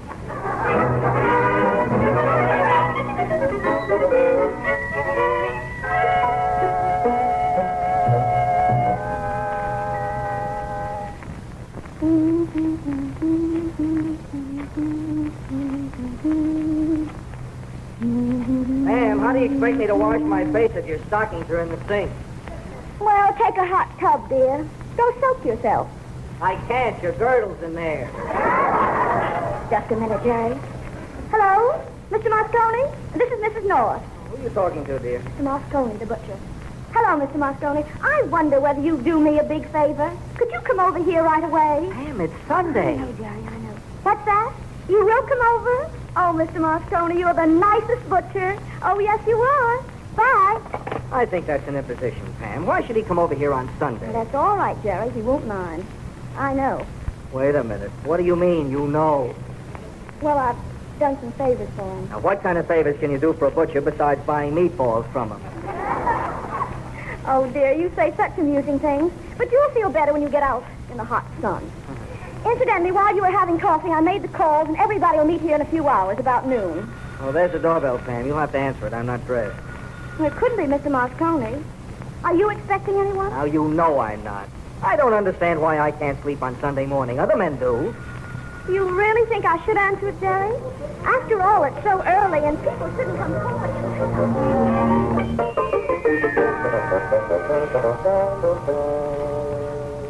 Well, I guess nobody's home, Ellen. That's funny. This is the 21st, isn't it? Yes, Harold. Are you sure this is the right address? It says north on the bell here. Well, maybe you misunderstood the invitation. Just when is brunch served? Brunch is a combination of breakfast and lunch, I think. And I distinctly remember, just as we were leaving Charlie Henry's the other night, Mrs. North said, come early, because Mr. North doesn't like to sleep late on Sunday morning. Well, I'll ring once more and see what happens. Oh, good morning. Hello, Mrs. North. Oh, good morning, Ellen and Harold. How nice of you to drop by. Won't you come in? Oh, yes, thank you. Oh, it's rather drizzly out. Our raincoats are a little damp. Well, here, let me have them. We'll hang them right here in the hall. Oh, fine. That's it. Now, come right in here in the living room. Just make yourself comfortable for a while. My, what a lovely room. Oh, it's so charming. And all those books. Well, there must be over 1,000. 1,003. Martha, that's our maid, counted them last Thursday. She didn't have much to do. Wait till I call Mr. North. He's still in his robe. Oh, Jerry, you remember Ellen and Harold, don't you? Helen and Harold who? Oh, I beg your pardon. How do you do, Helen and Harold? Awful out, isn't it? No, dear, Ellen and Harold. You remember Charlie Henry's the other night? Oh, yes. A nice party, wasn't it? Certainly was. It was swell meeting you, Mrs. North. Mr. North. Oh, you can call me Pam and call Jerry Jerry. Tell me, Ellen, do you often take walks around here on Sunday morning? We always do. Oh, no, we never walk in Greenwich Village. We always do our walking in the Bronx. In the Bronx? Really? Yes, that's where we live. Well, my old boss used to live up there. Johnson, I think his name. You two been married long? 6 months. Oh, his name is Mallory. Any children? Jerry.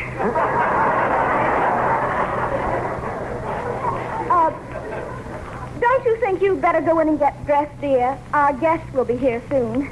We're having guests, you know, Ellen. Why, yes, we sort of expected you would. Oh, did you? Well, dear, I'll go in and help you find your socks. Oh, you don't have to. They're in the top drawer of the dresser. Martha and I moved them yesterday. House cleaning. We vacuumed everything. You vacuumed? Oh, the socks. Excuse us, will you, for a moment? Sure, of course. Just make yourself comfortable. There's some cigars and peanut brittle over there. Be right back. All right, Pam. What's the socks mystery about? Jerry, why did you invite those people here? Why did I invite? Now, listen, you figure out who they are and then get in touch with me. I'm going to get dressed. By the way, where is that brown tweed suit? Have you seen it? But I thought you invited them here. I don't... Pam, didn't I wear that suit 2 weeks ago? Sure, I put it in this closet. Funny. I knew their names and their faces. Now, who in the world is that? Well, that must be Mr. Moscone. Now, darling, you stay here and I'll take care of everything. Wait a minute, Pam. I haven't found that brown tweed. Oh, hello, Harold and Ellen. Hello. Somebody at the door will be right back, and then we'll have a nice short talk. Good morning, Mrs. Enart. Now, how's everything? Oh, come in, Miss Moscone. Let's go into the living room. Shoes. I'd like to tell you, Mrs. Enart, how... awfully nice of you to come over on Sunday. If you would do something for me, I'd do something for you. It works a half. 50-50. What you got? You see? Pardon me. This is Mr. and Mrs. Adams, Mr. Moscone. How do you do? How do you do? I'm pleased to meet you. This is Mrs. North. She's a wonderful woman, no? Yes. You know what she's to do for me? Something that's so marvelous. Oh, that's all right, Mr. Moscone. Now, about this favor... Mrs. North. My wife was there. My kids is there. Most to tell you appreciate. Say, Pam, I can't find that brown suit. Now, where in the world... Mrs. North. Oh, hello, Mr. Moscone. Mrs. North. I'm a try to tell your wife a thank you. Thank you? What for? What for? Because she's a giving me this brown sweetest suit.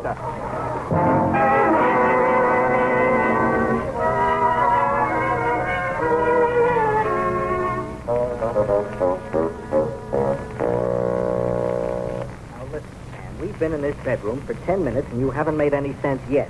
Why did you give my brown tweed suit to Mr. Moscone? Prince. What is Prince? Prince who? Oh, dear, don't be dense. You know I'm talking about the Airedale I used to have. His name was Prince, and his coat was just the color of that suit.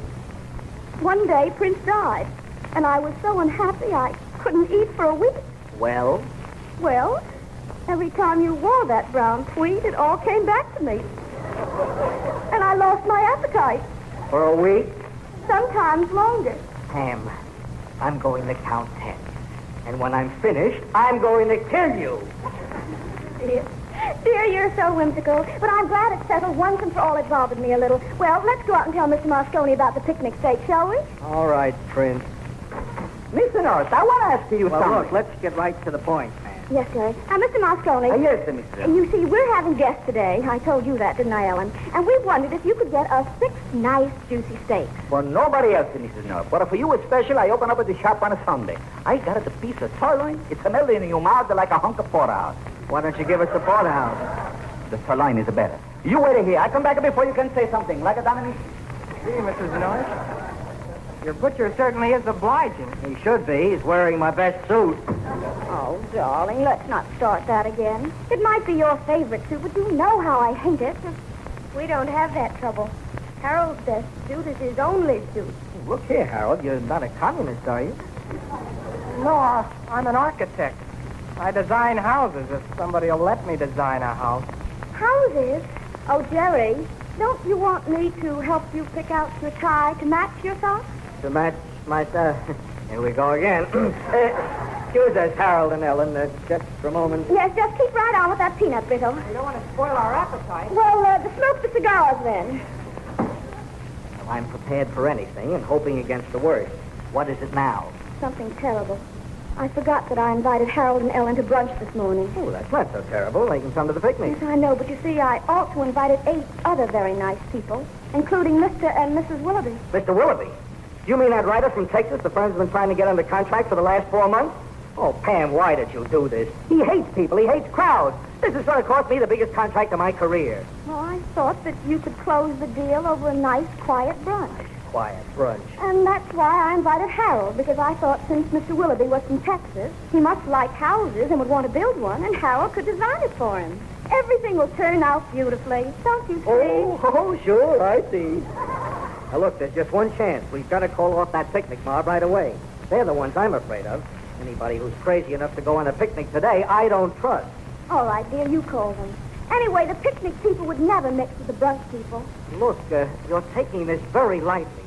Pam, just see if you can understand what I'm trying to tell you. Now, if anything happens and I lose that contract, I'll lose my job. Then we won't have any money, so there won't be any place to live. No roof over our heads, no clothes to wear. How would you like that? But, Jerry, that's what you've always wanted. What do you mean? No responsibilities.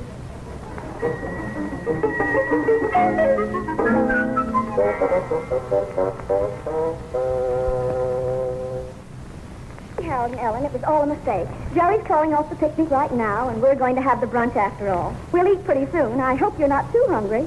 Oh, no, we had the peanut brittle, didn't we, Ellen? Yes, it was very filling. Now, Harold, I think we'd better talk about how you should handle Mr. Willoughby. I don't think you should start the conversation by mentioning houses. Sort of sneak into it. Sneak into it? Yes, you see, Mr. Willoughby is a Southerner, and you might talk about something that will make him feel at home, like cotton or hound dogs. Mrs. North, I don't know anything about cotton, and I never went hunting. Oh, well then try something else. Maybe Fort Sumter or Southern Fried Chicken. You're smart, Harold. It'll come to you. Ellen, pass me some peanut brittle. Well, my darling, get your fertile mind working again. If you can wriggle out of this one, you'll get time and a half. Anything wrong, Jerry? Oh, not much. Only that your picnic friends don't answer their phones, and that probably means they'll be here any minute. Well, Einstein, what have you got to say? Neat little problem, isn't it? No, Jerry. It's not so difficult. I think I can handle it. Wait a minute. Don't look at me like that. But it's quite obvious, darling. You have to suddenly become very, very sick.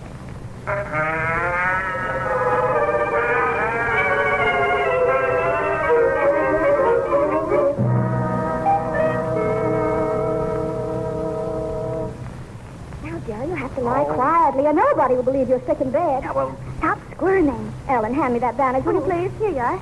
Pam, at least tell me what's supposed to be wrong with you. Well, I can't tell yet, dear, until I see how much bandage we have.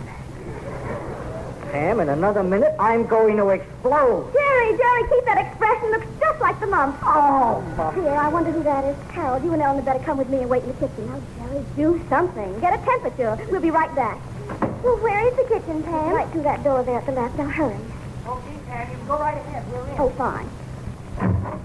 Oh, Pierre Dubois. Hello, Pierre. Mrs. North, bonjour, bonjour. It is wonderful to see you again. May I kiss the hand? Kiss my hand? I don't think so, Pierre. I've some new nail polish on it and it may not agree with you. Come right in. Wait. By the way, Pierre, have you noticed the weather out? Oh, oui, it is getting nastier. But you are always right, Pamela, and you say the weather will clear. So what difference does it make? Oh, I see.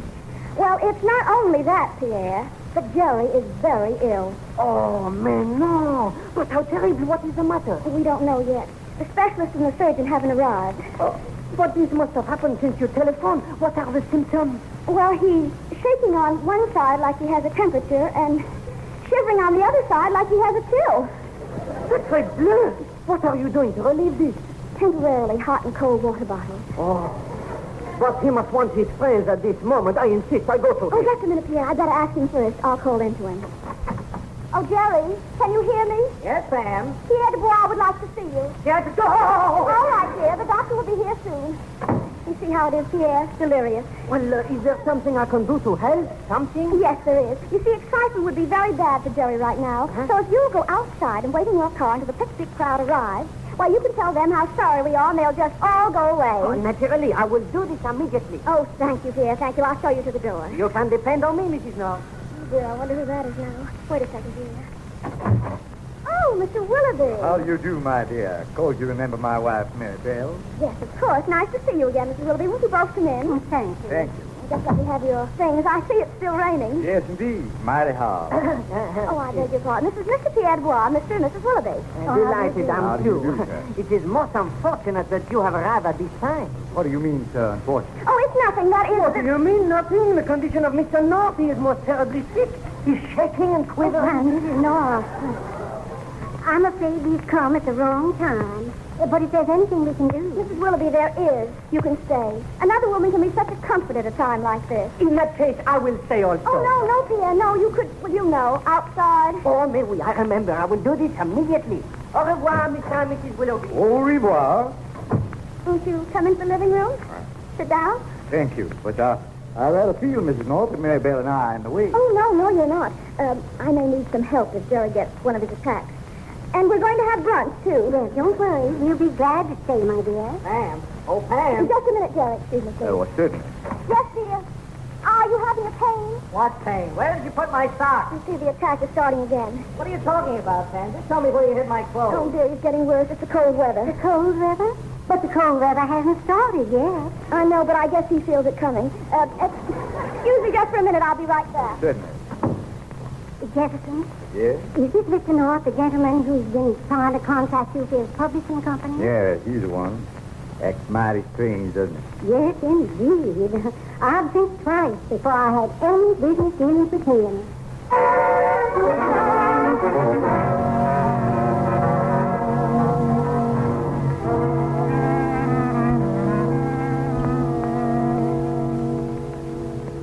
Well, as far as I can see, Pam, everything's swell if Pierre just heads off the picnic bunch and we carry right on with Willoughby. The only thing I don't like is you telling him I have fits. Well, you can always explain that, dear, or have one. Now, hurry and get dressed. I'll tell them you're all better. That'll fix things. Yeah, that'll fix things good.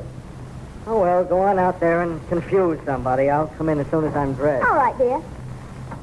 Well, Miss North, you look much brighter. Your husband all right? He certainly is, Mr. Willoughby. He's as good as new. Better. He made a rather quick recovery, didn't he, Miss North? Yes, it's that new drug Jerry takes, sulfur-singamicide. It does everything. Oh, that's the door. Excuse me, will you please? Certainly. Busy around here, isn't it? I'll be right back.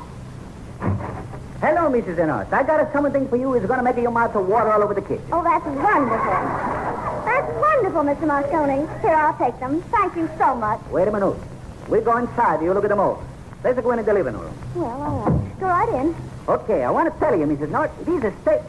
Oh, excuse me. You got a company. Yes. Mr. and Mrs. Willoughby, I'd like to have you meet a friend of mine, Mr. Moscone. He's an expert on food, especially meat. Why, is that so? Well, I'm very happy to know you, sir. Matter of fact, I'm preparing a book right now about food. Almost finished. I call it Cooking for Men Only. Why, Mr. Willoughby, I thought you wrote serious books about cowboys and cattle. Yes, he does, Miss North.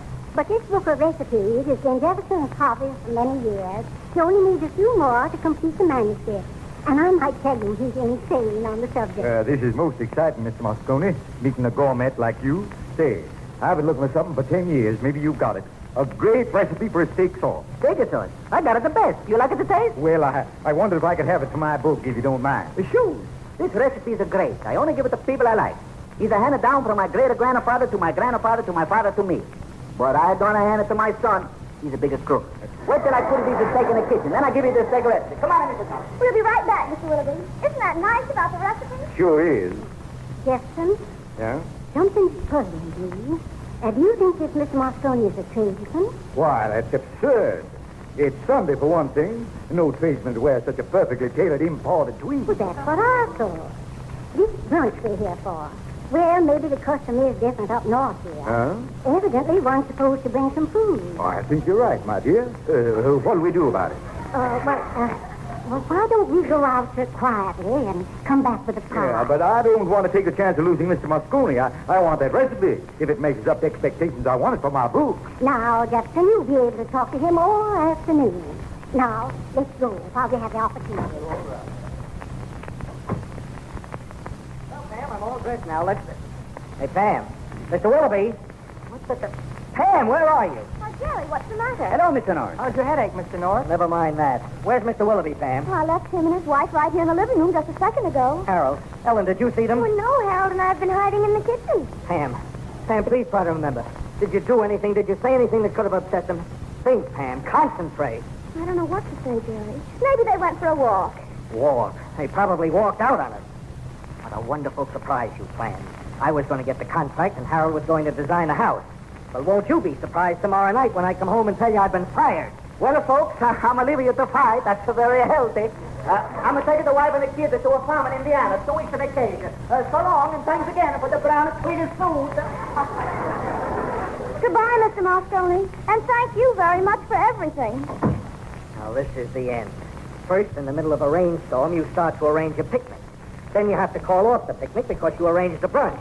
You give away my best suit, you drag Ellen and Harold down here from the Bronx, and finally I lose the best writer I ever hoped to get. Pam, I don't know why I married you. Jerry, you were in love with me. What makes you so sure? Well, it was before the draft, dear.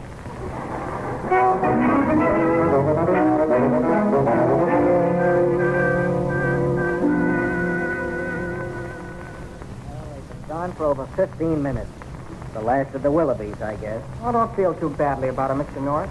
I don't. That's right, Jerry. There are other writers. They'd be better than Mr. Willoughby. Oh, yeah? I'll buy all you can find. Oh, hey, maybe they came back. I'll go, Mr. North. Hurry, Harold. Yeah, it must be Willoughby. I've got one of my hunches. Oh, Pamela, I've been sitting in the car for half an hour. Oh, it's you, Tom Hunt. Jerry, you are all better. Oh, my friend, this is wonderful, merveilleux. That's pretty good. What's the trouble, Pierre? Something happened outside? Oh, but no, that is the trouble. Nothing at all happened. But now that you have recovered, Jerry, we can go on the picnic, yes? Yeah, you said it. Look, yeah, you go and wait in the car, see? When that gang comes, bring them up in a body. Sure, we'll go on a picnic. Of course, we'll go out in the rain. What do we care? Come on, Pierre, I'll take you to the door. Jerry, are you sure you're feeling all right? Oh, Jerry, my friend, I'm very glad to see you so happy. We'll have some fun, yes? Yes, I'll say we will. Yeah. Who do you see coming up the front steps? Why, your friends, Monsieur and Madame Willoughby. Well, Mr. and Mrs. Willoughby, what happened to you? We thought you'd left. Oh, no, Mr. North, but why aren't you in bed? We thought you were seriously ill. Why, I never felt better. Just recovered. It was miraculous. Pierre, forget what I just told you. Do what Pam told you in the first place. Yeah, but why is this? I go, but I don't understand. I'm confused, but I go. Yeah, I'll leave the door unlocked. When it's all over, you come back, Pierre. Come right in, won't you? Thanks. Let's go right into the living room again. I want you to be very comfortable. Oh, we're very pleased to see you're out of bed, Mr. North, and fully recovered from your fit. Oh, there you are, Mrs. North. We're awfully glad you returned, Mr. Willoughby. Awfully glad. Well, my child, in honor of your brunch and to show our appreciation for your hospitality, we wanted to accept this little pie. Why, Mr. Willoughby, isn't that sweet? Nothing. Oh, thank you both so much. Oh, by the way, here are two more friends of ours you haven't met. Ellen and Harold Adams. How do you do? Harold is a wonderful architect. Designs houses, you know. You do need a new house in Texas, don't you, Mr. Willoughby? Well, frankly, we are going to build a new estate, but I'm surprised. I thought Mrs. Willoughby and I were the only ones who knew that. To me. But I'll talk to you about that later on today, young man. Oh, that'll be swell, Mr. Willoughby. Swell. Well, now, Mr. North, I've got some news for you. Yes? In return for that marvelous service you did for me today, I talked it over with my wife, and I decided to let your company handle my publishing exclusively. Really? Well, I don't know how to thank you, but what's the service I did for you? Why, it was through you all I met your friend, Mr. Moscone. Now, if you'll bring him out, I'll take down that recipe. I want to test it out right away. It might be just what I've been looking for so many years. Mr. Willoughby, do you have to have it right now? I can't wait. This little book of mine's going to the printers in 2 days. Where is Miss Moscone? Well, he left, and he won't be back for 2 weeks. What? Well, can't you catch him? Well, where did he go? Went to a farm in Indiana. That's all he told me. He told you? Do you mean to stand there and tell me you let him get away? I never heard of a thing like that in my life. Mr. Willoughby, we didn't know you wanted the recipe right away. If you spend less time having fits and pay more attention to human welfare in general, you know those things. I know, but Come on, Maribel. I don't think these people are my friends. Wait a minute, Mr. Willoughby. Well? Oh, I just remembered. I've got the recipe. Mr. Moscone once gave it to me as a special favor, and I... Oh, the only thing is... What? I can't remember where I put it. Oh, Pam, can't you find it someplace? Look, don't you have any idea where it is? No, I haven't the faintest idea. Well, that settles it. I've never heard of such a crazy household in all my born days. Come on, Maribel. Let's get out of here. Jerry, listen, everybody's arrived downstairs and they insist you have this picnic. Oh, Pierre, go away. Go away, but they're all waiting. Herb says we haven't much time. Wait a second. Herb, thyme, herb, darling, that's where it is, the recipe. In my herb book under thyme, spices. I've got it right here on the shelf. But this is no time to talk of recipes. Are we going on this picnic or not? They're waiting. Well, I don't know, Pierre. Mr. Willoughby doesn't like crowds. Nonsense. I want to try this recipe right away on one of Mr. Moscone's steaks. We love picnics, don't we, Maribel? Yes, Jefferson. I think we love it. Mr. Willoughby, here it is, the recipe. And I've got all the ingredients right here in the house. And if you don't think it's the best steak sauce you ever tasted, well, you will. Well, then everything is settled and we will have a wonderful time. Yes? No? And, darling. Yeah? Look out the window. The sun is shining. I told you it would be a beautiful day. Remember? Yes, I remember. Look, you all go down to the cars. I'll be along in just a minute. There's something I have to do. Well, hurry up now. Don't take too long. No, I know. No, I'll see you in a minute.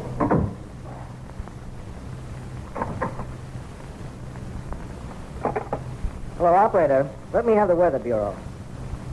Hello, Weather Bureau. What are you planning for today? Fair and warmer? Very sunny? Would you recommend a picnic? Well, you would, huh? Well, why don't you guys make up your mind?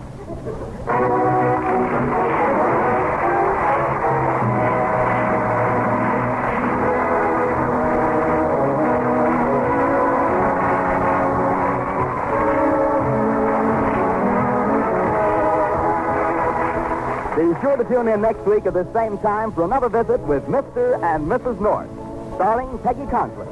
Original music for this program was under the direction of Don Voorhees. This series is written and produced by Howard Harris and Martin Goss. Dan Seymour speaking and bidding you all good night.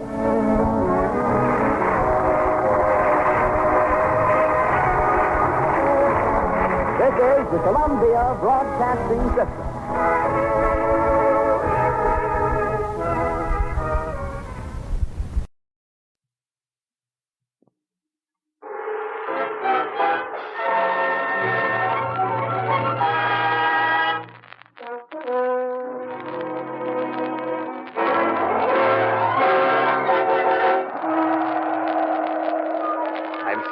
In London togs, but never one like this. Grand night for a murder, Captain, sir. There'll be no murder tonight, Sergeant. There are 30 bobbies to see to that. Kindly report to Inspector Morrissey at the Grand Entrance. Inspector Morrissey, aye, sir. Inspector Morrissey, Embassy Hall is completely surrounded. The shadow couldn't slip through, sir. Hadn't you better duck inside before you catch cold, Inspector? Inspector Morrissey, I say. Blimey, sir. He's dead. Captain! Captain! Captain! Piper! Scotland Yard Inspector mysteriously strangled. Piper! I tell you, it's that Sultan's curse. Yes, that's what it is. The curse of Netuana. The Sultan's curse. The Sultan's curse. The Sultan's curse. Thank heavens the Sultan's sailing on the Empress tonight. On the Empress? It's a jolly good case. We interrupt to bring you a news bulletin. From Hollywood, California, Tay Garnett, veteran film director, offers his colorful radio creation, 3 Sheets to the Wind, starring Brian Donlevy with Helga Moret. I know you'll all be happy to meet the man who has been responsible for many of your favorite films in the past. Hollywood's foremost adventurer director. He wants to tell you about his latest experiment, startling, exciting, and new. Ladies and gentlemen, this is Tay Garnett.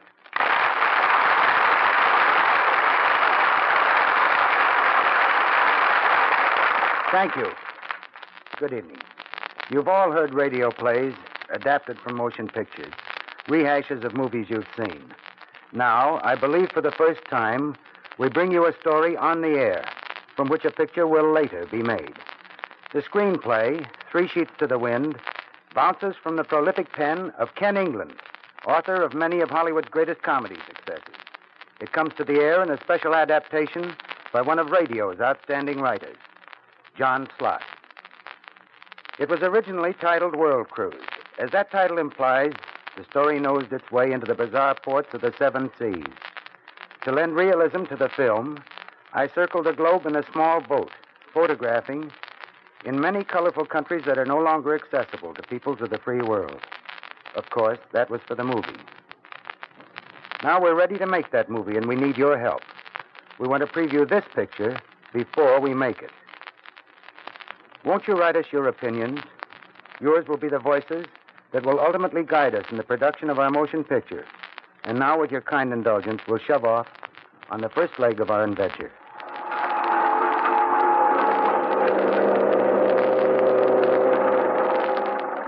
Beg pardon, Professor.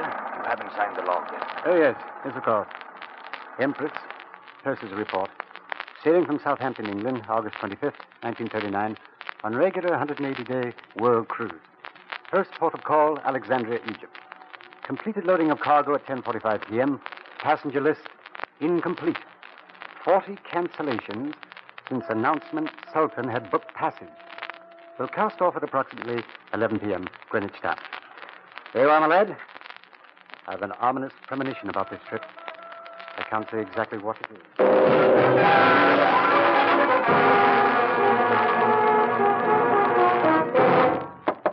Yes, come in. Captain Babcock, you sent for me, sir? Oh, yes, Wills. Get me the Foreign Office on the phone. Yes, sir. 40 cancellations. That blasted Sultan, that's what it is. Well, I won't have it. Relax, Tom. Your blood pressure Now, listen here, you quack. You stick to your pills. I'm running this ship, and by the Lord Harry, I'll run You pop those boiler tubes you use for blood vessels. Oh, will you put away that newspaper? Now, listen to this, Tom. Sultan's diamond leaves trail of death. Let's see, Tom, do you realize that in the 7 days his Nibs has been here, exactly 7 people have been mysteriously strangled? Oh, mere coincidence. And don't try to read any hocus-pocus Oriental mysticism. Look, Tom, in the Far East I've seen Hindus who died from no apparent cause. Others I've pronounced dead and then seen them walk again. Malays who walked across white-hot stones without being burned. How did you know the stones were hot? I suppose you felt them. Yeah, unfortunately, I did. These scars on my palms will be with me to my grave. Any dreadful nonsense. But it's cost us 40 cancellations. Now, listen to this. Sultan attributes death to legend of Natuana, which decrees that anyone who looks with covetous eyes upon the sacred black diamond shall be destroyed by the gods. And if one is so tempted, it is written that 11 must die. 1 death for every facet in the diamond. That's splendid. So 4 more have got to die. Well, I'm not going to clutter up my deck with corpses. I won't have it. Oh, come in. We have the Foreign Secretary in the wire, sir. Well, it's about time. Judkins, my passengers bought their tickets under the impression this world cruise was going to be a pleasure trip. I have no time for superstitious sea captains. Oh, superstitious, eh? Why, I've seen red-hot Malays walking on stones. Easy, Tom. Well, I've got scars. My dear naive mariner, the Sultan carries a fortune in diamonds. I'm quite sure jewel thieves will snap up all your vacancies before you shove off. Cheerio. Oh, rot. Yes, what is it? Good news, sir. All the cancellations have been filled. Well, I won't have it. Yes, sir. I mean, no, sir. Naturally. Of all the annotated barnacle-brain nincompoops I've ever seen. Yes, sir. Quiet. Yes. Easy, Tom. Those boiler tubes are pretty rusty. Oh. Yeah. Look down at that dock. World Cruisers. Yes, that charming bunch of chattering magpies are going to be my sole companions for the next 3 months. Yeah, but you forget that you'll have me too, Tom, as far as Singapore. Forget nothing. I say, what's that? What's the excitement? What are those people doing down there? You need glasses, Tom. I warned you before. There's nothing wrong with my eyes. What are they doing? What's that infernal noise? Well, it seems that the Sultan of Natuana, his diamond, and his bodyguards have My goodness, arrived. what a spectacle. Brass hats, kilties, diamonds, and diplomats. Well, I won't have him on board. Look at the Sultan. Isn't he picturesque with that large black diamond and his white turban? The chap in the musical comedy uniform must be Captain Rajput Bey, the Sultan's equerry. I tell you, I won't let him aboard. And look at those giant Nubians covering his rear.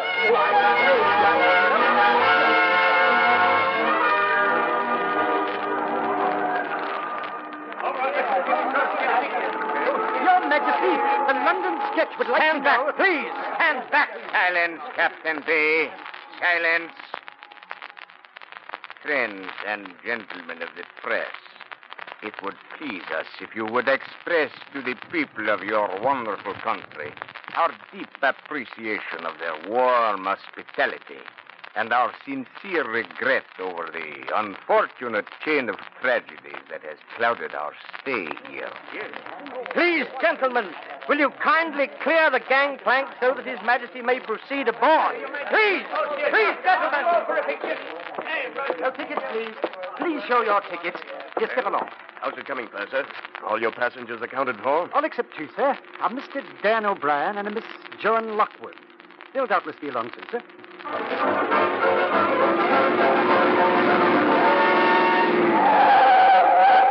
What's that? Undoubtedly Mr. O'Brien.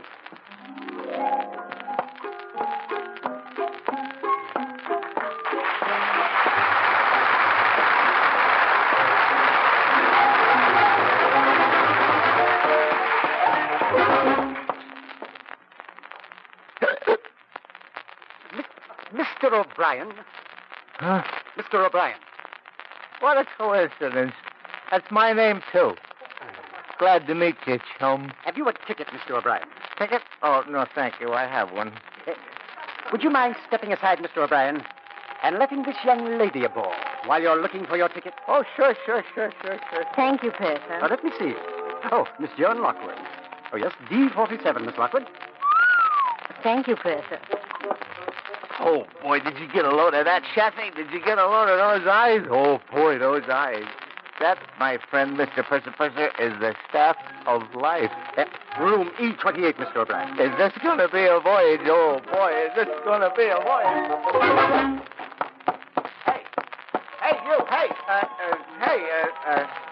Hey,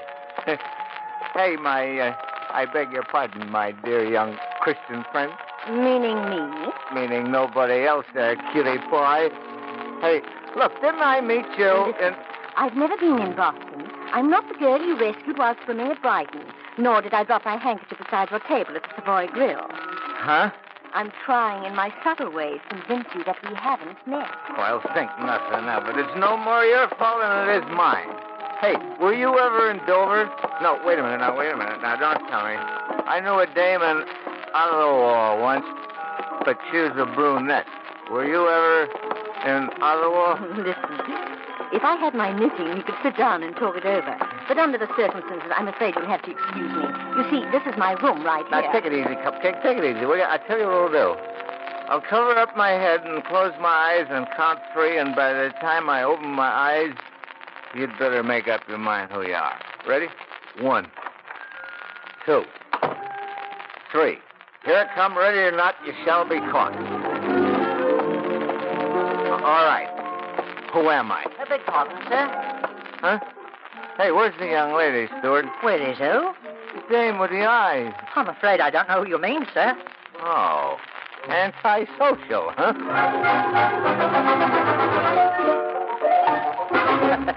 He's a deaf one, all right. Yes? It's Perkins, the room steward, miss. Oh, come in, steward. Thank you. May I see your ticket, Miss Lockwood? Oh, yes, steward. Here you are. Oh, I forgot my eyeglasses, miss. Can you make out that number? Yes, I-9142. Begging your pardon, miss, it looks to me like C-9143. It's quite distinct, steward. I-9142. I as in intelligence, miss? As in British intelligence. God save the king. God save the king. Cigarette? Oh, thanks. Say, who are you, anyway? Oh, a number of things. 2 years ago, I was chambermaid in the household of the Grand Duke. What? A year ago, I died in Central Europe. At least, I hope the enemy thinks so. Blimey, Minerva the dancer, butterfly of the Balkans. Toast of a second-class restaurant and third-class enlisted men. Oh, that Balkan affair made history. You really don't overlook a thing, do you? Do you know what they're saying at the Army Intelligence Headquarters? Look, that Balkan affair was buried in my flag-draped casket with a 17-gun salute. But right now, we're sitting with a growth of slimy strangulations in our laps. And to date, these famous Lockwood electric eyes have been in a state of total blackout. Well, it could be the Sultan himself as crushes the wind out of the pipes. Did you notice his build? He couldn't crush a banana with a steamroller. I say, What about those assorted shades of mufflermen he carries with him? No. Scotland Yard's given them a clean bill of health. It must be the jewel thieves. Why would a jewel thief kill 7 innocent bystanders? There was a broker, an artist, a writer, an explorer, a polo player, the secretary of Rhodesia, and Morrissey. Not a criminal among them. They all seem innocent enough. Mm-hmm. And each one of them was strangled at 11 o'clock. 11 o'clock? Hey, wait, what time is it now? At the sound of the gong, it will be, let me see. 3 minutes before strangling time. I'd better start patrolling my beat. Well, do be careful. This ghastly thing we're fooling with, whatever it is deadly dangerous. I promise you I'll take every precaution. Let me see. I wear my rubbers and my long underwear, and I won't eat oysters in any month beginning with the wrong letter. Cheerio.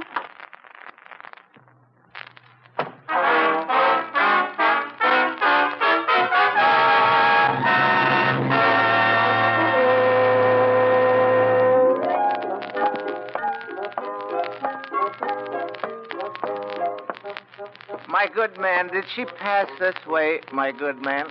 Who, sir? The young lady with the eyes. Why, I don't know. Oh, well, then in that case, could you direct me to the bar? The bar, sir? Well, you're leaning on it. Oh, I'm leaning on it. Well, never mind. I'll find it myself. My good man, bring me a scotch and soda, my good man. Yes, sir. And not too much soda. Yes, sir. Just a moment, garçon. Where's everybody? This joint's deserted. Except for that male natch dancer over there. It's a little early for the cocktail lounge, sir. Huh. Hey, does that mug think he's in a Turkish bath with that towel around his head? What's the idea of wearing that big black doorknob in it? Oh, him? Mm-hmm. That's the Sultan of Natuana. Oh, a cigarette manufacturer, huh? Hey, it looks like a shipboard flirtation. He's giving me the come hither. Well, you can serve me my potion at His Honor's table, my good man.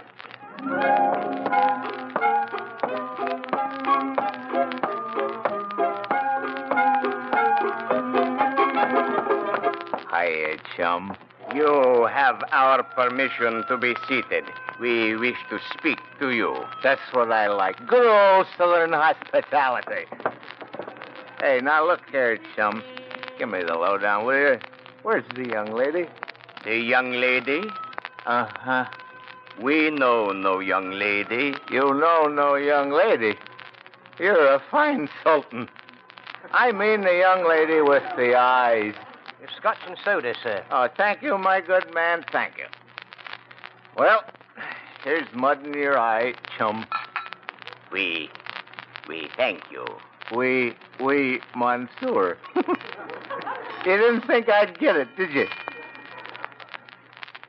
Hey, 11 o'clock already. Hey, now, look here, chum. You get up off of that floor. You're going to get that gold bathrobe all dirty. Hey, you know what I think? I don't think you can handle your liquor. Yeah, and what's more, I think I got a little hunch you passed out. Hey, garçon. Waiter. Oh, garçon. Garçon. Hey. Now, wait a minute, garçon. Get up off of that floor. Hey, what are you two guys up to? This is no time for playing games. Hey, garçon. Your nose is bleeding, and you're sprawled out in a very undignified position. Garçon, you know what I think? I think you're dead. Dead? Dead? They're both dead!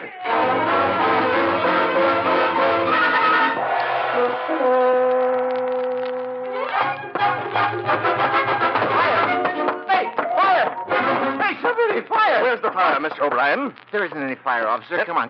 But you were yelling fire. Did you ever hear anyone getting any help yelling asphyxiation? Who's been asphyxiated? The Sultan and the waiter. That's who. They've both been murdered. Murdered? Murdered. Don't you think you could do with a bit of rest, Mr. O'Brien? Oh, a smart guy, hey? All right, come on. I'll show you the bodies right here in the cocktail lounge. Come on. Hey, the joint's full of people. It was empty. You mentioned dead bodies, Mr. O'Brien. Well, where are they? Hey, they're gone. Both of them gone. Is this a sleight of hand trick, Mr. O'Brien? I tell you, the Sultan was right over there. Yeah. And suddenly he keels over, and I yelled for the waiter. And he's lying on the floor over there. And then both of them dead. And the bodies? Huh? Oh. Well, they were here. I see, Mr. O'Brien. I just a tick. All right. Laugh, you wise guys, but the Sultan's dead. And so's the waiter. We'll take a look in at the Sultan, Mr. O'Brien. I can't understand it. I can't understand it unless somebody threw him overboard. That's what they did. That's it. Somebody threw him overboard.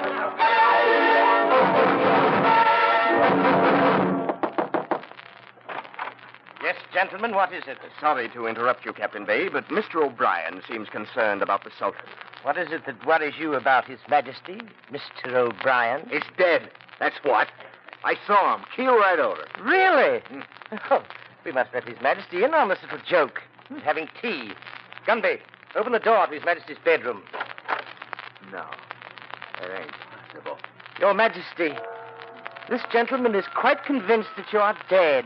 We can assure him he is mistaken. But you asked me to have a drink with you.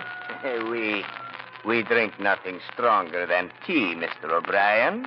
And we advise the same for you. Hey, that we business. I saw you on the... Your Majesty, please accept my humblest apologies for this intrusion. Good night. Good night. Hey, look, you guys gotta believe me. You'd better go to your stateroom and lie down. All right. Maybe I'm drunk. Maybe I'm good and drunk. But you check on the waiters. Now, if you don't find that one of the waiters is dead, then all right, you can throw me in the brig. All right, Mr. O'Brien. We'll step into the cocktail lounge and check on the waiter. Right. Now, look, bartender, he was waiting on us right here in the cocktail lounge. He's a little guy with a scar on his kisser. These are the only waiters we got. These four here. Look, fellas, I saw two people die. Now the Sultan's alive again. It doesn't make sense. But the blood was on... Now, wait a minute. There was blood pouring from the waiter's nose right there on the carpet. Yes, sir, right over there. Come here. Now, look, the waiter was lying right there, and there is the blood. Well, it does look like blood. That's port wine, sir. I can tell by smelling it. You slap happy. That's blood. I've been serving port wine for 30 years. That's port wine, sir. I ought to know what it smells like. It's blood, I tell you. Oh, that's beautiful. Blood. Good. Oh, that's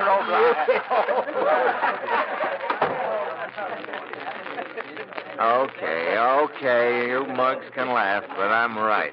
And I'll prove it. All I need is a little time. Right now, a chair would be much more to the point. Thank you, lady. Waiter, some black coffee for Mr. O'Brien. Nobody believes me because I had a couple of drinks. A couple of drinks, Mr. O'Brien? Mm-hmm. Oh, I'll bet you used to flunk in arithmetic. Honest, lady, honest. I saw the Sultan keel right over, right where you're sitting. Oh, my God. The dame with the eyes. Somebody you know? Hey, look, sugar, I got to talk to you. Not here. It's dangerous. Horace might overhear us. Horace? You know, the little purple man with no face but a heart of gold? He followed my grandfather around for years. Oh, I get it. One of those superior dames with a funny bone in the wrong place. What you need is a drop of fresh air with your coffee. Come along. I'll have Horace serve us on deck. Sure. What I need is a breath of fresh air.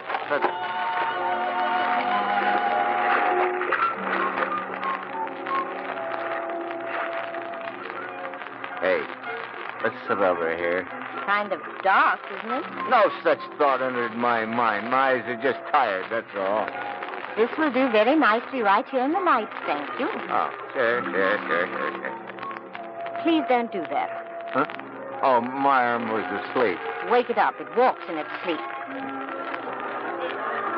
Hey, look. Cream puff. I was about to slip us a little kiss. I hope you realize, Mr. O'Brien, that in helping you carry that load out of the cocktail lounge, I added no luster to my reputation aboard the ship.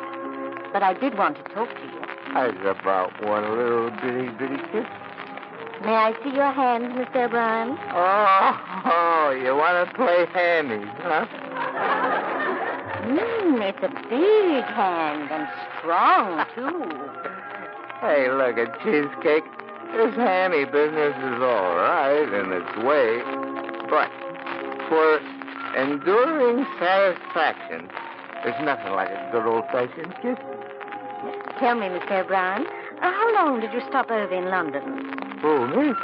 Oh, 7 horrible days. Oh, you were there all the time the Sultan was there. Don't give me that. The Sultan's dead. I know, because I saw him having tea. If you didn't like London, Mr. O'Brien, why did you stay so long? Oh, you wouldn't let me go. Oh, popular, eh? Well, not exactly popular. I was in jail. In jail? Mm-hmm. All 7 days? Well, you see, they put me in jail, and I sold a guy Westminster Abbey. And then they found out that somebody else already owned Westminster Abbey. Consequently, when they learned their mistake, they let me out. That was this morning. Well, I guess that eliminates you. Yeah. That's a very sad thing, being eliminated in the bloom of youth like that. Oh, my heart bleeds for you. Yeah. I'm a very lonely man. I could buy a little kiss. It's honestly a pity the things you're doing to yourself. Huh? Every once in a while, in spite of yourself, I get a glimpse of something warm and really nice. Sure, I knew you'd see it my way, a little lammy choppy. Good night, Mr. O'Brien. Hey, wait a minute. Oh. All right, if that's the altitude you're going to take. I don't care to discuss it any further.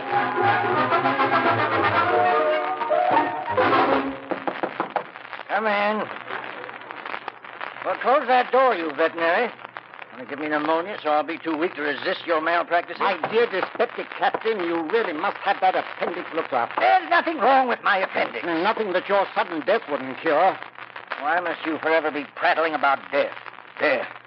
You and that crazy drunk. Yeah, I just examined Mr. O'Brien. And to the astonishment of the medical profession, you've discovered it's neither dementia precox or delirium tremens. That's very clever, Doctor, very clever. He was drunk, all right, but he didn't have DPs, and he's not crazy. So it's your conclusion, my learned friend, that a sane man saw blood on the floor of the cocktail lounge and disappearing body. I'm not sure what he saw. I've no explanation for the disappearing body. But the port wine... Port wine, we do know about that. It was not port wine, Tom. It was human blood.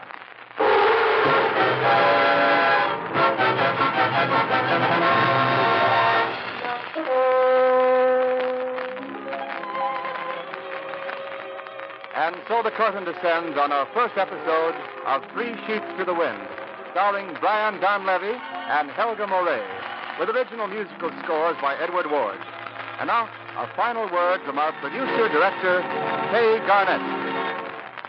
Ladies and gentlemen, you have just heard one reel of 3 Sheets to the Wind, in what we believe to be the first sneak preview of a picture ever given before that picture was made.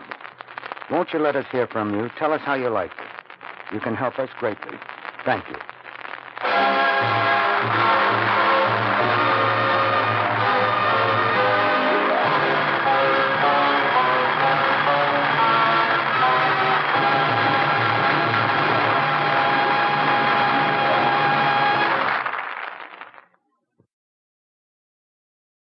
NBC presents, transcribed, Frank Lovejoy in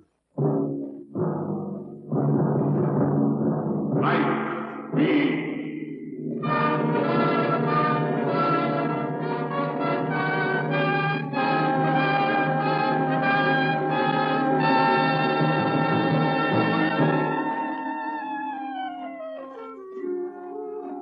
Hi, this is Randy Stone. I cover the night beat for the Chicago Star.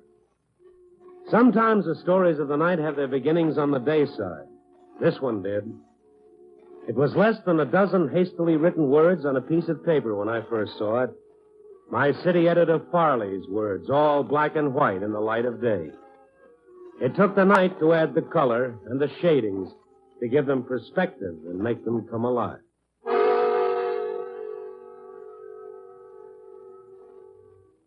It wasn't quite 5 o'clock in the afternoon, but the lights on Michigan Avenue were on. And I was going to work with Farley's words folded in an inside pocket. Specifically, I was on my way to meet a man named Riley Johnson. More specifically, Mr. Johnson owned a small plastics manufacturing plant on the south side. Most specifically, Mr. Johnson was giving the plant to his employees. I haven't met a real live humanitarian in weeks. This I had to see. Yes, can I help you? I'm Randy Stone, Chicago Star. I'd like to see Mr. Johnson. Well, he's busy at the moment, Mr. Stone. Can I wait? Yes, if you like. Have a chair. Thank you.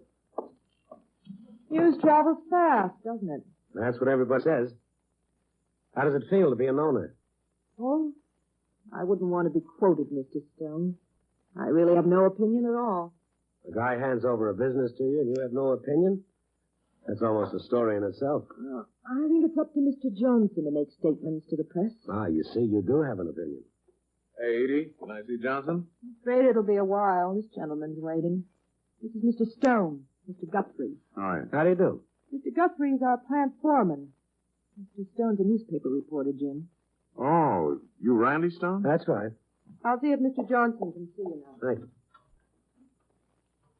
Yeah, I read your column every once in a while, Stone. I like it. Well, so do I, every once in a while. What are you going to write about Johnson? I don't know yet. Got any suggestions? Plenty, but you couldn't print any of them. You know? No. Man gives plant to employees like man bites dog. That's news. Stick around. He may bite a dog, too. I don't trust him. I don't figure his angle yet, but I'll bet he's got one. I'll bet it's a Lulu. Well, good luck. Thank you. Mr. Johnson will see you now, Mr. Stone. Fine.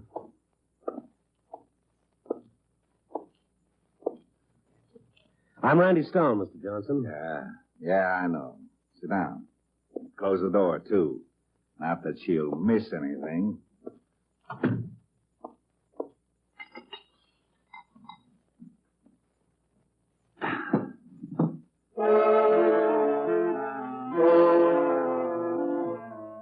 He didn't look up when I came in.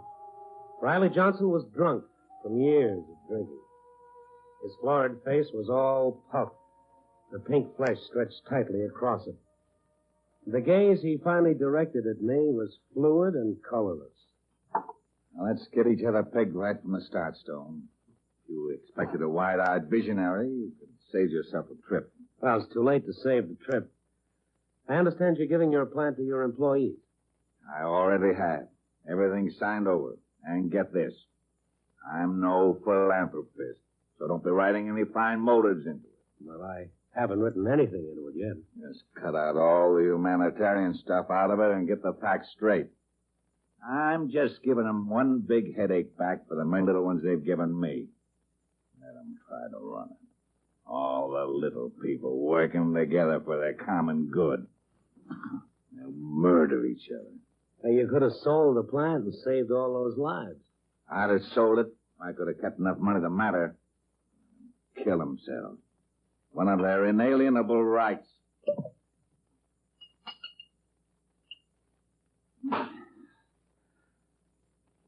Empty. There goes a nice kid. Well, that's it. That's your story. Take it or leave it. How about you've got some cozy plans for your retirement? Yeah. I'm gonna get drunk. You going back uptown? Yeah. I'll hook a ride. I can't drive a car. I'm a menace. Ask anybody. I'll take your word for it.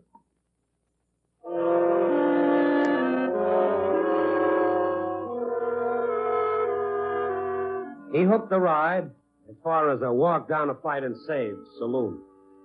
Before the night was over, I tried to write the story about Riley Johnson. No humanitarian stuff, just facts. And leaving out the undertones, the things Guthrie said, the things Edie didn't say, it became a simple one-line story. Riley Johnson, Southside plastics manufacturer, gave his plant to his employees yesterday. I went to bed at dawn still wondering who was giving who the business.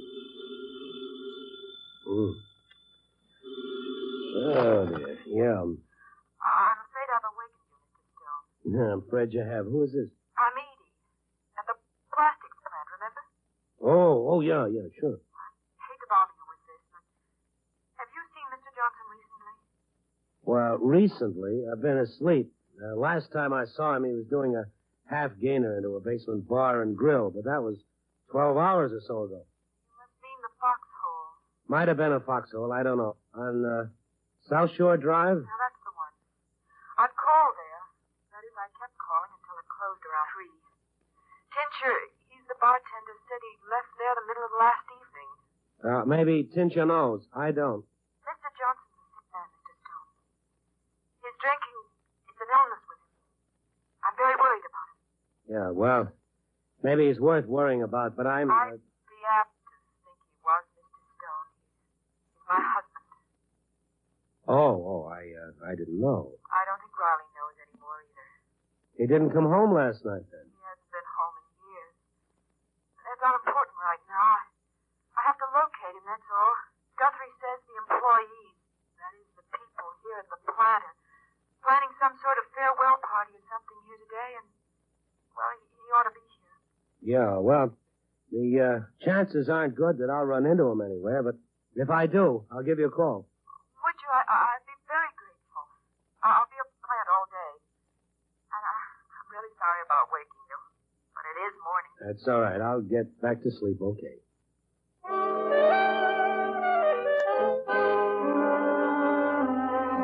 I dreamt a lot, and it was a big dream about getting back to sleep in the daytime. Edie's call at 7:30 a.m. was some sort of psychic cue for the kid across the hall to get a toothache and yowl his head off. And this touched off a chain reaction. By noon, I threw in the towel and took my curled lip and jaundiced eyes out in search of food. Curiosity took me all the way to the foxhole, dark and musty and open for business. Well, Riley will be back. Yeah, he's never very far away from here. This place says home sweet home to him. How's the egg, huh? You're a better bartender. Yeah, that's good. I wouldn't want this trap to get a reputation for fine food, you know? It classes up the clientele. Well, you can't have that. No. You seem pretty sure Riley will be back. Oh, sure. He had a hatful of dough last night. I relieved him of most of it. When he knows what he's doing, I'll give it back. Hey, you know him pretty well. What's he trying to prove? Boozing? I don't know. He sure don't like it sober. He'll talk okay, but not about himself, you know. How about Edie, his wife? You talk about her? Never heard him mention her. Oh, I know her all right. I know who she is, anyway. Never seen her. But she calls pretty often. It's funny, too, what gets into dames, huh? Her name anything. All she ever wants to know is he okay? She even gave me his doc's phone number. I call him when Riley pulls his fold act. Hey, you want another egg? Huh? Not till Easter. Riley folds a lot? All the time. Every time the doc says, this is it, he can't take anymore, but Riley keeps blasting away at the bottle. He don't care, but, oh, she does. She's one of those, there's good in everyone dames, you know? Real kind. For this, he don't come home ever. You're wrong, Tincher. He's home now. Well, boy Oracle. Hiya, Johnson. Well, make a move, sir. Oh, sure, why not? I got a message for you, Johnson. They're planning something for you at the plant today. Maybe you ought to show up, take a few bows. You ever read the kind of bills the boy Oracle here writes, Tincher? Now, take it easy, Riley. Full of big talk about the little people. The little people with their big hearts. And the big people with little hearts. The old cockeyed world is full of do-gooders, cheek-turners.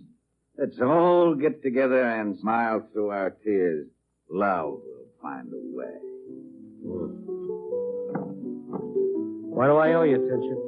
85. Thanks. Well, it's been fun. Can I use the phone? Well, help yourself. Over there. Riley slipped and fallen from the glory road. Let's all help him back on his feet. All the Edies and the boy Oracles and the rest of the lot.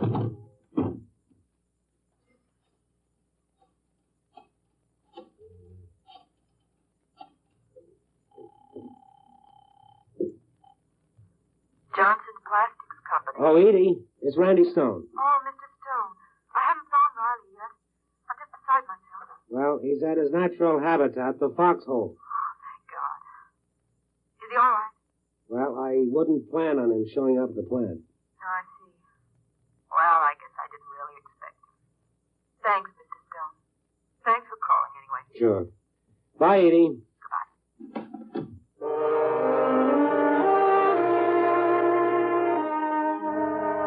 This was the second time I'd left Riley at the foxhole. It got easier every time.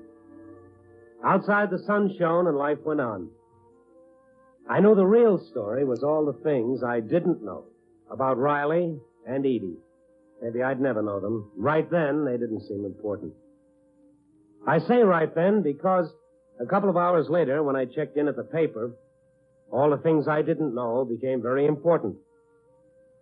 Riley Johnson's employee-owned plastics plant blew up right in their faces.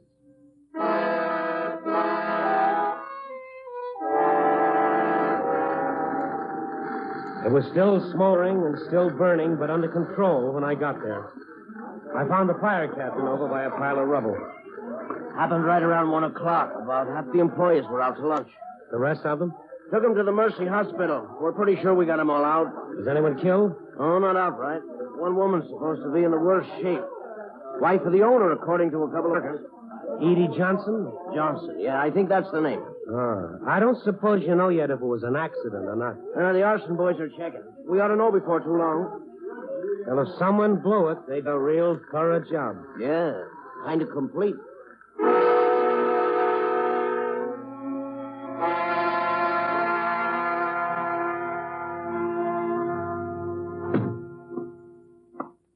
Missed the fireworks, Stone. Guthrie. Hey, you all right? Yeah, I'm fine. Lucky, too. The doc says these are just superficial. I'm walking along, and all of a sudden I'm not walking. Feels like a truck hit me in the back. Then I wake up, the darn thing blew me clean out of the plant. Ever hear of such a lucky thing? Well, that much is good, Guthrie. I understand that Edie's pretty bad off. Bad off? Yeah. I guess you could call it bad off. Told you Riley had an angle. Edie's blind.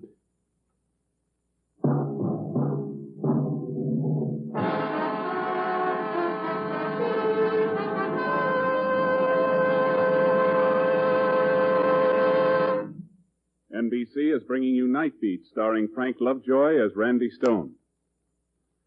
Loyal Americans have always stood behind our fighting forces through all the years of our country's history. Whatever the need, the folks in the home front have always responded generously.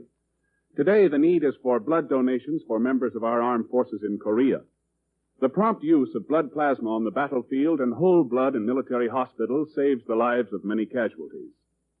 General Matthew B. Ridgway, Commander-in-Chief of the United Nations Command, has said, "Every American who has given blood can and should feel he personally has contributed directly to the saving of the life of an American boy." Today, with the reserve of blood plasma virtually exhausted by GI requirements, an emergency exists. The Department of Defense is calling for an immediate stepping up of blood collections. This is an opportunity for you to have a part in this program, a program vital to our fighting men in Korea. Call your Red Cross chapter or local blood donor center for an appointment to make your donation of blood for the armed forces. All types of blood are needed.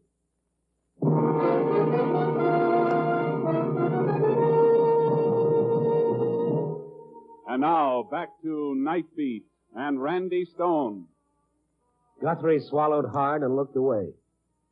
After a while, he began pushing at the bandage on his arm, a little too hard because it hurt him. Isn't that a rotten break? Edie, of all the people in the world. Yeah, that's rough. That's real rough. She used her eyes. Really used them to see good when nobody else could see it. You don't know her, Stone. She's the greatest. Everyone seems to think so. She'd only set up a beef about it, build a case for herself. I'd almost feel better about it. But she won't. She'll take it. Just like she's taken every raw deal she's had. And all her raw deals begin and end with the same loss. I talked to the fire captain. They'll know in a while if it was an accident. I don't think it was. Whole deal smells like Riley. He'd hand you something that was loaded. Well, he might. But even if they find out the blast was planned, it doesn't mean that it was Riley. What's the matter? You building a case for Riley? No, why should I? I don't know him well enough to build him a drink, even. Nobody knows him, except Edie. And she loves him. Yeah, she does.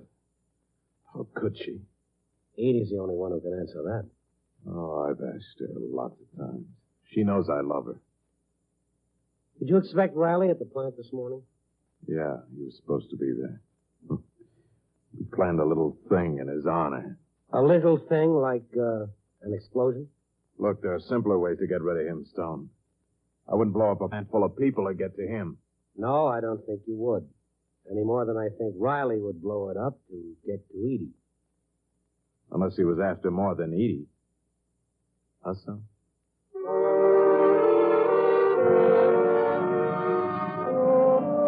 It wasn't far from the Mercy Hospital to the Foxhole.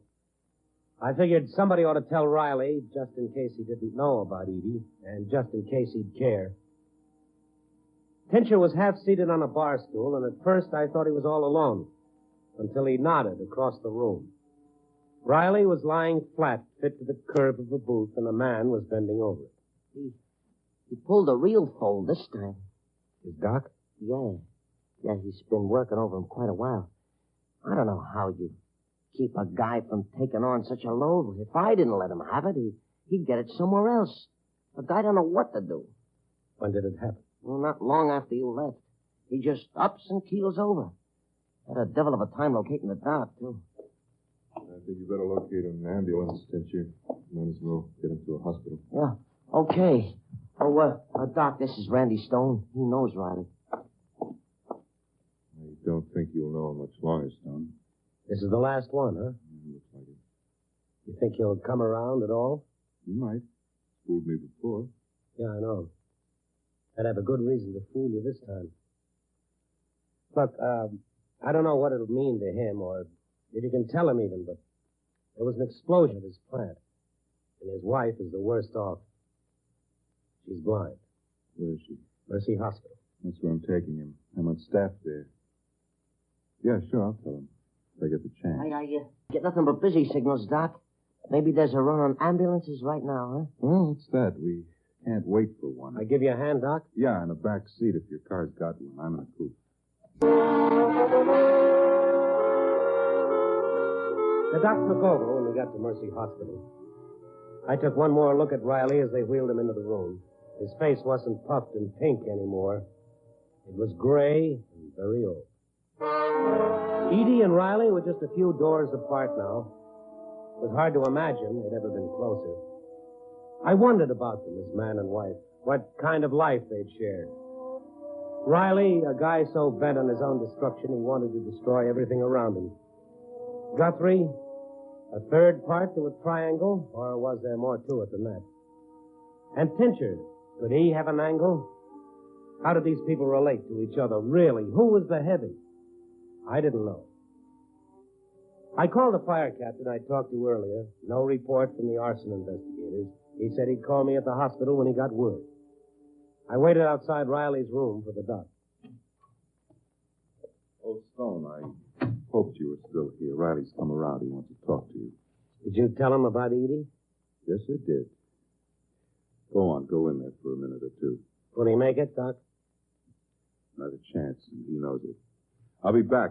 I have to check something. Okay, Doc.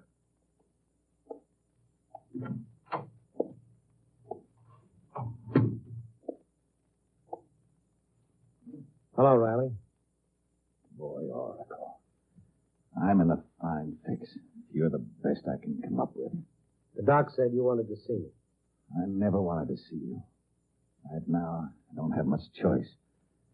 Maybe I should have made a friend along the way. Believe me, if I had a friend, I wouldn't be asking for you. Okay, so we're real pals. Now, what do you want, a friendship ring? Find that lousy Tincher. Tell him he didn't put a thing over on me. He never could, and he never did. I got it. I suppose you'll understand. I wouldn't trust him as far as I could throw him. Understand? He should. He's not satisfied that I practically kept him in business with my regrettable taste for whiskey. Got to steal me blind. I'll tell him. Thought I wouldn't remember. I remember plenty. Plenty. I had a fistful of dough last night. Thinks I don't know he took it. Just tell him I know, that's all. He's told me about your dough, Riley. What does that prove? He's one of your little people, I suppose, with a big fat heart. Brother, you don't know anything about people, not anything. You said you had a couple of messages, Riley. Yeah, I did, didn't I? Well, the other one's for you. Get out. Yeah, sure.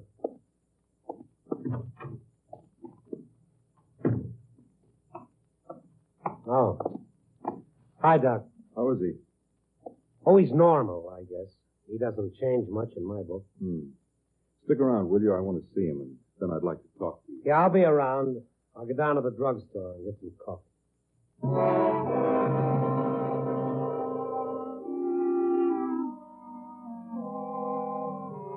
The first cup of coffee did nothing for the tight knot I was using for a stomach. I wanted a phone call from the fire captain to point the blame for the explosion. I couldn't figure Riley. Did he fold because he couldn't handle any more alcohol? Or because he couldn't blow up a place without having a reaction to it? I stayed with the coffee, but it didn't produce the answers. I tried to see him, but they wouldn't let me in. Sit down, Fincher. The doc will be down in a little while. I just locked up and came over. Have some coffee. Oh, no, thanks.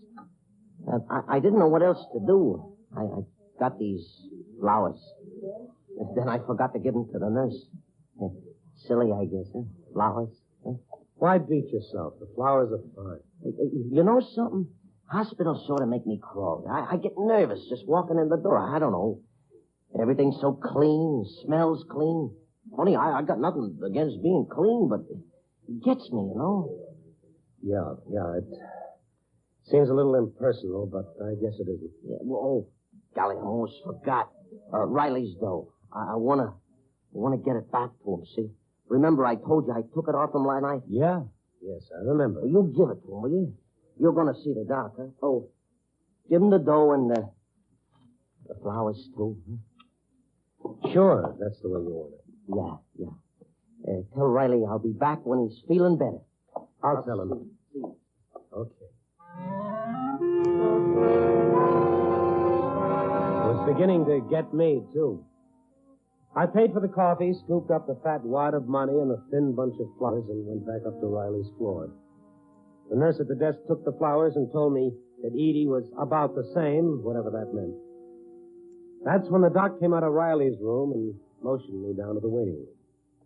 Got a cigarette, Stone? Sure. Here. Thanks. Well, he's dead.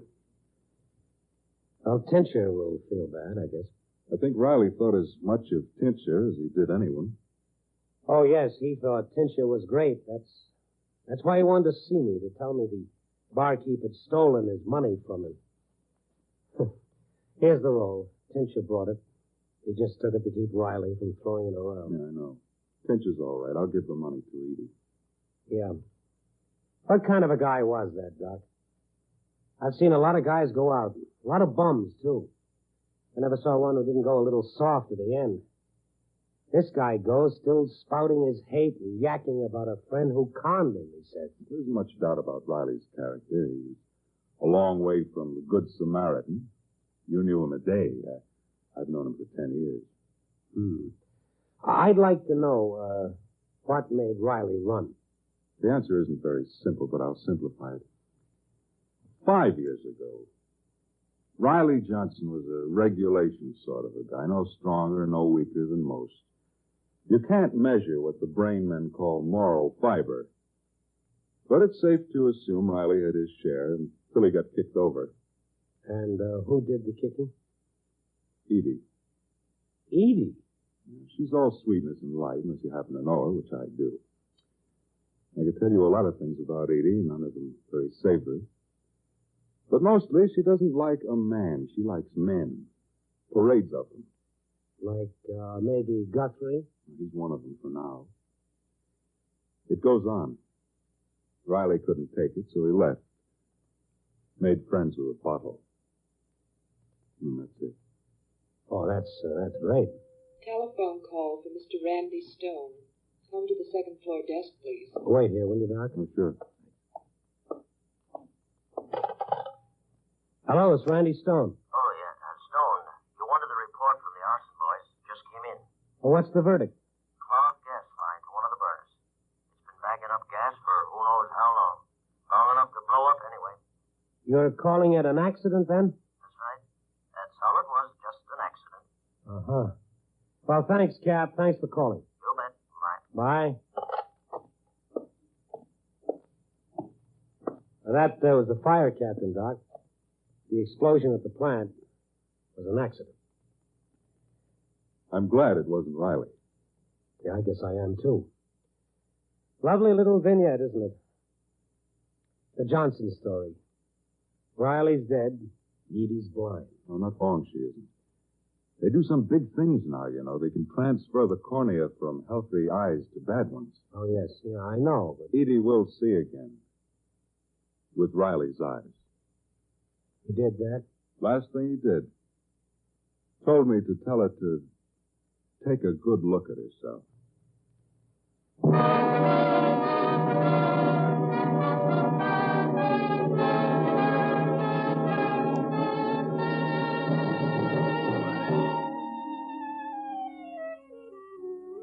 It wasn't quite 5 o'clock in the afternoon, but the lights on Michigan Avenue were on. The traffic was taking on that rush hour look, and most of Chicago was getting ready to call it a day. Another day was giving way to another darker night. This was where I came in just 24 hours before. I still had the slip of paper Farley had given me, and it read, Riley Johnson, Linton Avenue, South Side, giving plant to employees. Might be a story. Yes, Farley. It was a story. Copy, boy.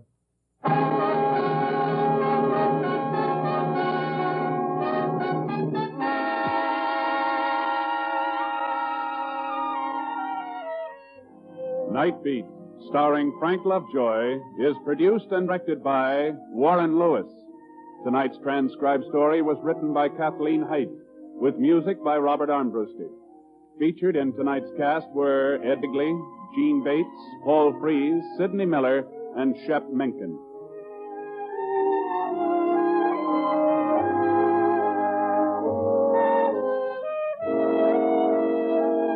Listen next week it's time, and every week, as Randy Stone searches through the city for the strange stories waiting for him in the darkness.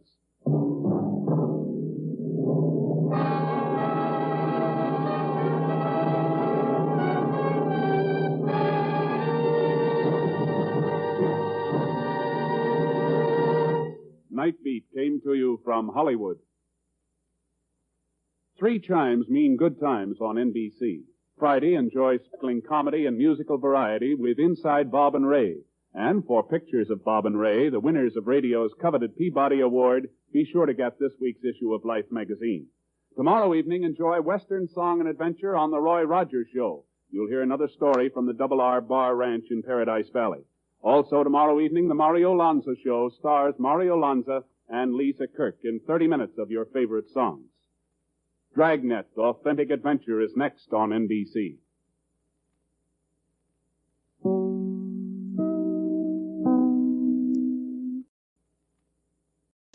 Boys and girls, here's Dick Tracy.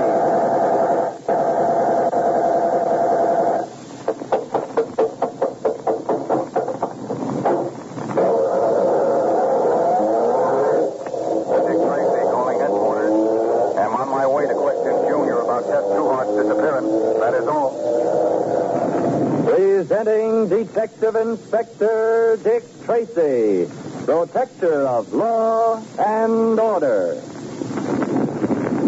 When the theft of a large order of industrial diamonds was discovered, Dick's only clue was an ordinary-looking lapel pin in the shape of 2 intertwined hearts. When noticing the same design in the tattoo on a dead man's shoulder, Dick soon learned through the Federal Bureau that the theft was the work of Nazi fifth columnists. And Tess Trueheart recognized the lapel pin as the badge of an apparently harmless social club about which she once wrote a feature article. She agreed with Dick that the club was probably a false front for Nazi activities. But when Dick had verified this, he learned that Tess had disappeared. Actually, she's the unwilling guest of the Nazi ringleader, Brinker von Ludwig. But Dick doesn't know that. While he frantically searches for Tess, von Ludwig and his hatchet-faced female assistant, Hedwig, are huddled over a secret shortwave radio. There, Brinker. Is that not our ship? Nine, Hedwig. It's a long wavelength. You should let Dolman do this. He is a radio expert. It's also extremely curious. I can manage. Jawohl. But the less we use this radio, the better. Wait, I think... No, it's just a routine weather report. Suppose something has happened to the ship. Now, what could happen to it, Hedwig? Suppose the Atlantic Patrol has challenged it. Suppose they learn it is not a Swedish merchantman. Why do you always imagine the worst? Because in this way, one is prepared for the worst. But we've already prepared for that. The ship's papers will be in perfect order. Forged, of course, but the Amerikaners will not suspect that. Do not underrate the Americans, Brinker. They make progress for an inch and talk like they've traveled a mile. But they have listening posts. If they intercept the ship's message to you... Let them. The message will be harmless enough. Meaningless, in fact.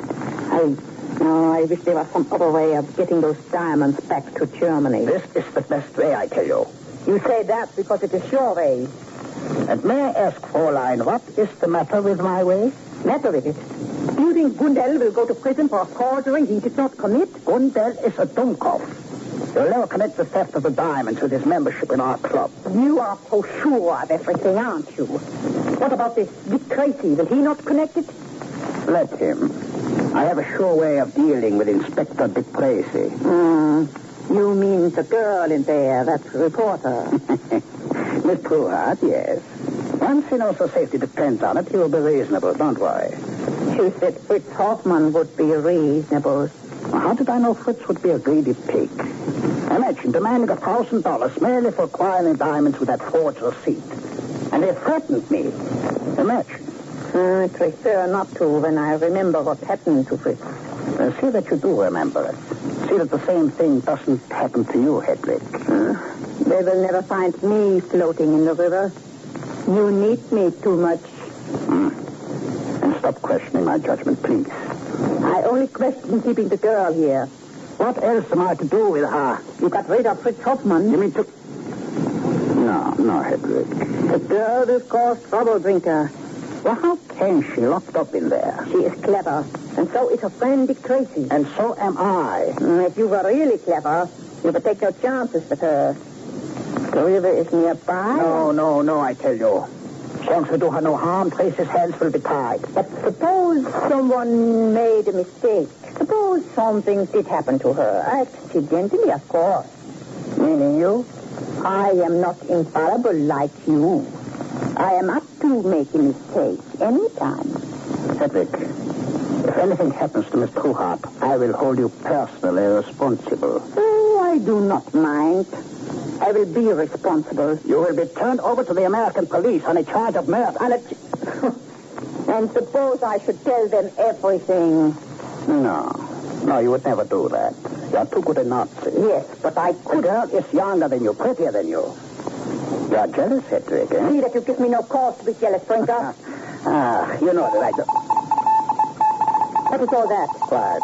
I think this is our man. How can you make any sense? Listen, it is our kid, all right. Get a pencil, Hedwig. Right by your hand. Yes. Well, are you sure? Positive. What did they say? Here. Weather heavy.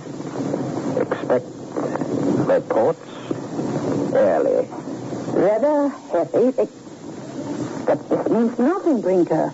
You think so, eh? Good. Now I will reply.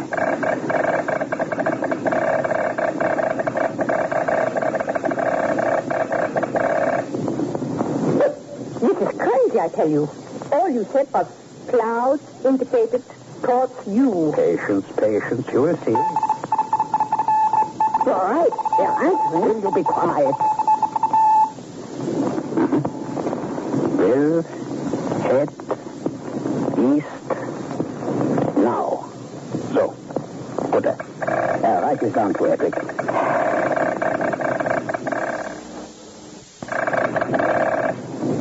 I got it, but it makes no sense. It is not supposed to. I take the reply.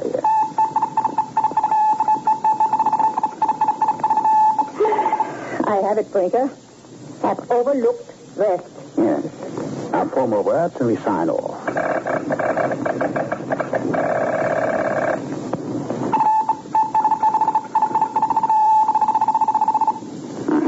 Good enough. Everything exactly as I planned it. Brinker, you must either explain to me or provide me with a straitjacket. Oh, poor Hedrick. It is so simple when one knows. Simple? Their first message said, weather heavy, expect report early. You replied, clouds indicated towards you. And then they said, we'll head east now. Yes. It is crazy. Oh, no. You simply take the first letter of every word. The words themselves mean nothing.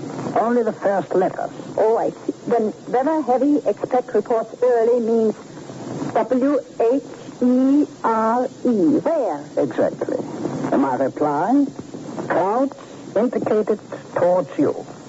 C-I-T-Y. City. What's the next one? They said, will head east now. W-H-E-N. You see? Where? City. Then? All right. You said no obstacles on north.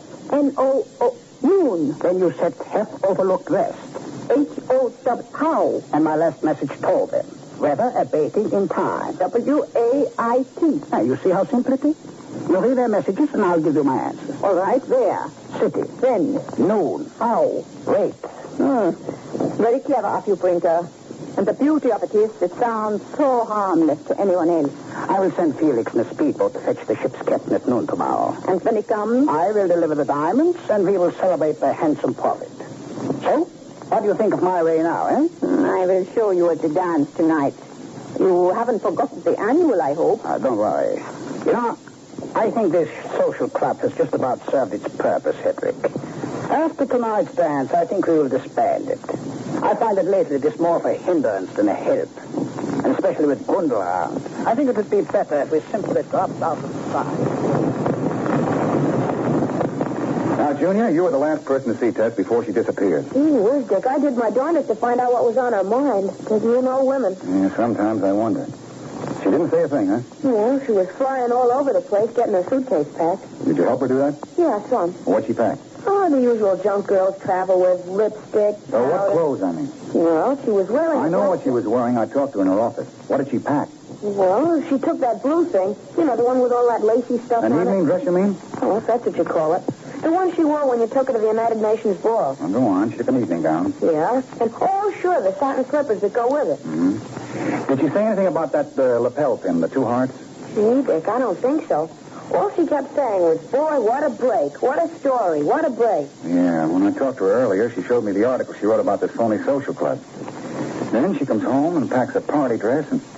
Why, sure, that's got to be it. Who was? Let me get out that phone. Now, you've gone haywire. Not me, Junior. Tess was heading for that club. They're holding their annual dance tonight, and that's why she took a party dress. Why, it's got to be. Hello? Excuse, please. About what time is the dance tonight, Fräulein? It will begin at 10 o'clock. Dankeschön. Thank you. Should I wear my tuxedo, please? If you expect to get in, you had better. Jawohl, Fräulein. Gee, Dick, I didn't know you could spout German. Don't look now, Junior, but I can. Now, let's see. By the time I get hold of Pat Patton and get home and change into my tuxedo... Gosh, you're going to wear a monkey suit? Well, got to, Junior. And Pat, too? Well, sure. They won't let us into the dance without them. Boy, I'd like to be there to see that. And just so Tess is there to see it is all I care about. Boy, oh, boy, the things a cop has to go through. You're not kidding, Junior. You're at least getting dressed up to meet Tess, but poor Pat hasn't even got a date. No, you're wrong. Pat's got the same date I have. You mean with Tess? Nope. The two of us have a very heavy date, Junior, with a killer. Now, hand me that phone again so I can call Pat and break the news to him. I am worried, Brinker. What? Again? Now, what is it? This dance tonight. It's open to the general public. Of course. What of it? The general public might include Dick Tracy. Let him come. If he's looking for Miss Trueheart, he won't find her. But he'll find a great deal more than he is looking for. If he thinks he knows what trouble is now, wait until he crosses mine. Detective Inspector Dick Tracy will be back tomorrow, same time, same station, with more exciting adventures. Be sure to listen. This is Don Gardner speaking. Thanks for joining us this evening for Sunday Night with Old Time Radio. We'll be back again on Christmas Eve. We'll have a Christmas program at that time. 8 o'clock till 11 o'clock p.m. Central Time. And until then, sweet dreams.